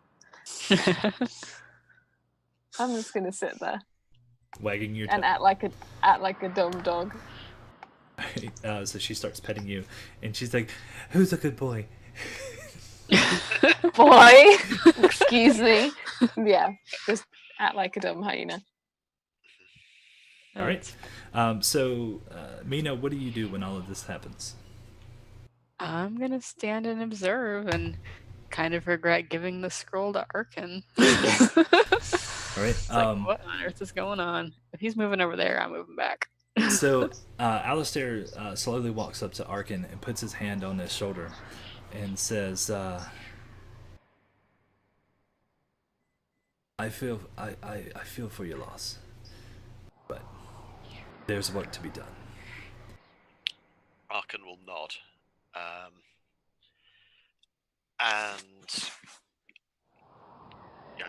And at this point, we don't have much time to catch up. However, we have to defeat Namiruz. He slipped through our grasp, and apparently everything went awry. But we were sent here to guard these portals to make sure nothing got through, even though things still got through, and we battled them every night. We have taken numerous losses since the start. Namiruz is responsible both for opening these portals, as you know, and for creating the vortex that surrounds the continent. He wants us to close the portals so that he can drop the vortex, and we've been given the tools to do it. If we do that, though, he'll probably regain much of his strength. So, we could use this to our advantage. What do you suggest? If we leave these portals unguarded, things are gonna come out. I mean, I'll sort of gesture at this point to the people I've been traveling with and go, what do you think? You know, we came here to close this, but the situation is somewhat different. We can close the two portals, which will protect the continent, but then, as we found out, you know, we then have to deal with a fully empowered thing. Lich monster. Yeah. Also, my computer is at 8%, so I'm just going to run and get my charger. About the Lich monster, he's something more than a Lich monster. He's not just a mind flayer or a Lich. He's far more powerful than that. Now, is Arkin saying this to everyone? To everyone here, yes. We already agreed to close the portals. We knew Why what he would was. you tell us now, not when we were like in the middle of the quest? So, Also, you know his name. Alistair. That's convenient. Alistair looks at Mina when she says this, and he looks back at Arkin and says, "She doesn't know." I was captured, and due to a shipwreck, I found myself traveling with these people. I've only been with them for maybe a few weeks. It didn't seem prudent to tell them everything while I was on my own. It did not seem prudent to tell them everything while I was on my own.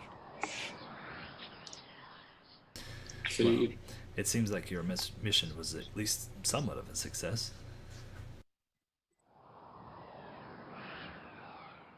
So you wait until you were outnumbered. No, I waited until I wasn't outnumbered. There is a difference. The same difference. So Alistair looks at you with all of this in mind, and he says, "Well, we have to finish this. We were the ones responsible for setting him free.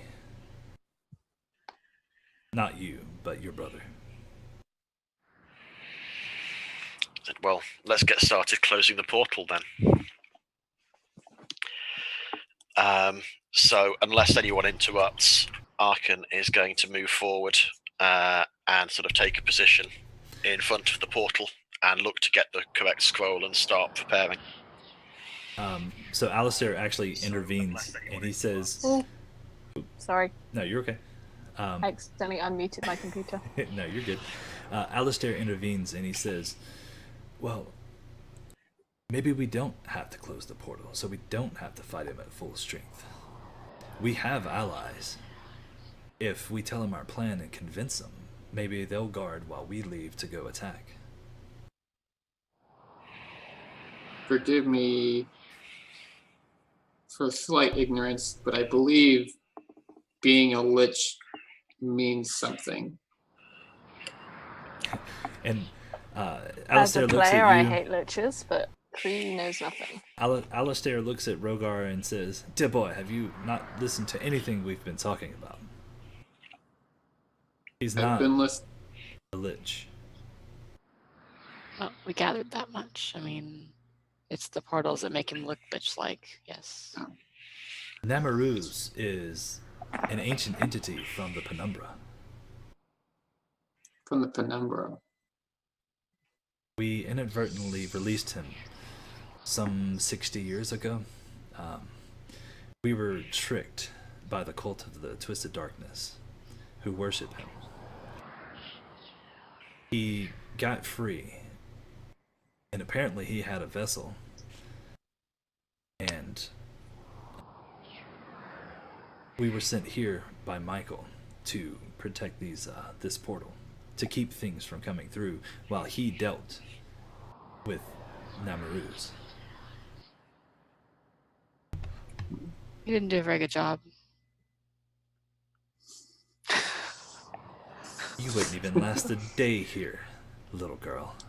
Probably not. So I think she meant Michael. Yeah, I was referring to Michael.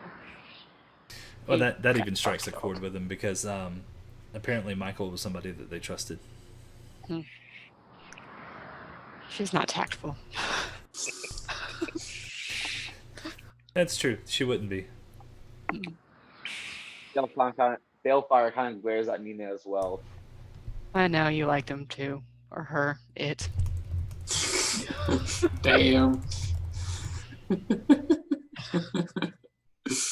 Brother, I don't even know who he is. So, Alistair looks at Arkin and says, "What do you say?"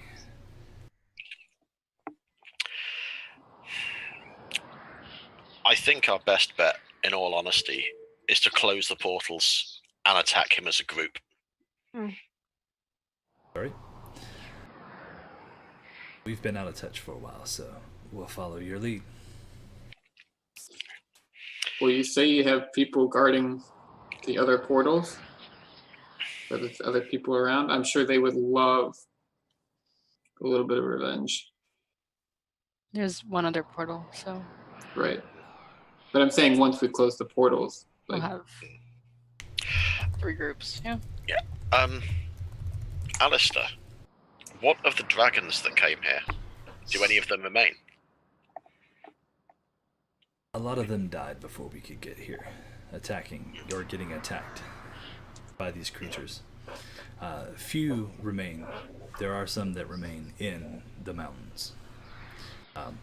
They know we're here. They leave us alone. We leave them alone.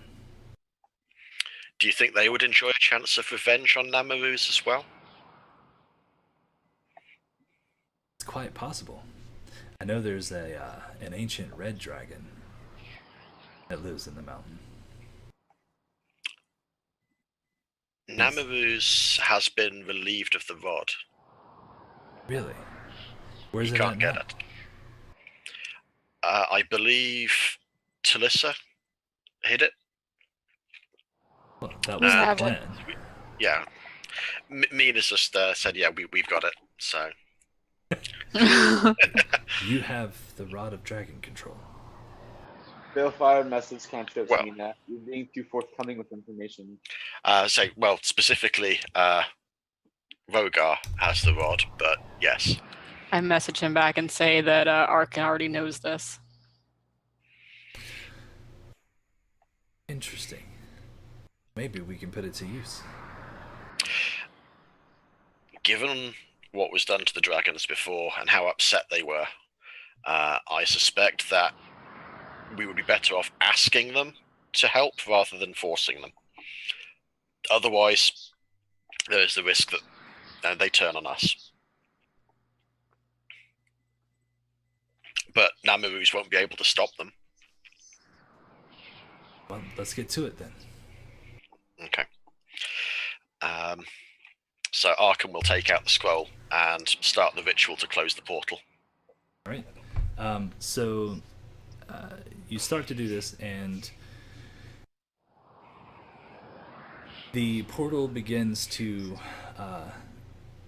the energy around it begins to dissipate. You go through all the rituals, all the wordings, everything is correct, and it starts to close. And with the light dying out around it, that's where we end season 1 of the Destiny campaign. What? Ooh, it was the end. We have seasons? Yes, We do now. we do. We have episodes out of season. Well, that's happening. Can Balefire sneak up behind S1 and take the Rod of Dragon control? Absolutely not. You have no idea where it is. The season's already ended. Yes, season 1 is going to end here. Yes, we did. I ended season 1 of the Antecedents campaign last night. An opportunity presented itself to end season 1 of the Destiny campaign, and it ends at a good point. You guys have met up with the older versions of some of the Antecedents crew and have a mission to go take on Namarus head on, which was the ultimate goal anyway. So it's sort of a cliffhanger. Now you have to convince an ancient red dragon to help you. So that's going to be fun. Sure, he would love the Rod of Dragon control. Yeah. Yeah. Yes, if you give it to him, he might be willing to help you. Ooh. Yeah, be like, here, can't be controlled. You own it. That Yeah, would be, but then won't the red dragon, control other dragans? and he's a Yeah, villain for like that- season 14. Yes. Dragons are evil. Oh, if we can Not find all of a them. if we I find know. a not chromatic metallic. Yeah, give it to like a bronze one or a silver one or something. Right. Gold one. Evil doesn't have to be impractical. Fair enough. So my plan is next week on the Antecedents on Tuesday, we are going to get the Antecedents together and have basically a season recap and a direction for season 2, because I just put a new spin on it, and now there's basically going to be 2 things going on with them. So it's going to be set around the Battle of Rydell Keep. So I'm going to leave it up to you guys. If you guys want to come on next Wednesday and do a recap of the entire season, all the way from episode 1 to 18, and we can talk about things, ask questions that you guys might have, because in my head, all of this makes sense. Getting that information out of my head to you guys is a lot more difficult, because the way I see things is not entirely the way you guys see things. Initially, with the start of the Lyceum, everything was a ploy to pull you in. And then you, one by one, discovered that this was a lie, and this was a trick. And slowly uncovered the truth. And that's kind of what I've been leading towards, up until the point where you are right now. So now, you're going to still go after the original goal. It's just in a different manner than I originally planned. Does that make sense? So, with that being said, who would like to come on next Wednesday? Everyone? I Nobody? should be fine. Yeah, I should be good. Okay. So you guys will come on, and we'll, like I said, go from episode 1 all the way to episode 18, asking questions along the way. People that are watching can ask questions, and hopefully we'll sum everything up pretty well and answer any loopholes. So if you have any questions, write them down and bring them with you. Yeah. Okay. Because Kree is like lost. Who? Yeah. But I do love the Aarakocra. That's pretty cool. Not keen on the Balefire. I mean, on the. No, I'm joking. That's interesting you say that since you helped with it. Oh no, I know. I'm just messing with you. So you also you have that going on, and then there's the looming threat of something else that came about in episode 3 that we can touch on next week. Oh, yeah.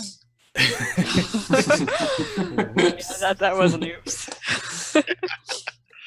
Yeah, I think that was the episode when I started watching. I saw you sort of going through the dungeon and then all die. Yeah, Yes. Oops. that was the thing. That definitely was a thing. But at the start of season 2, everybody else other than Balefire will be level 5. Hey. Yay! So that's a plus. Cool. Sweet.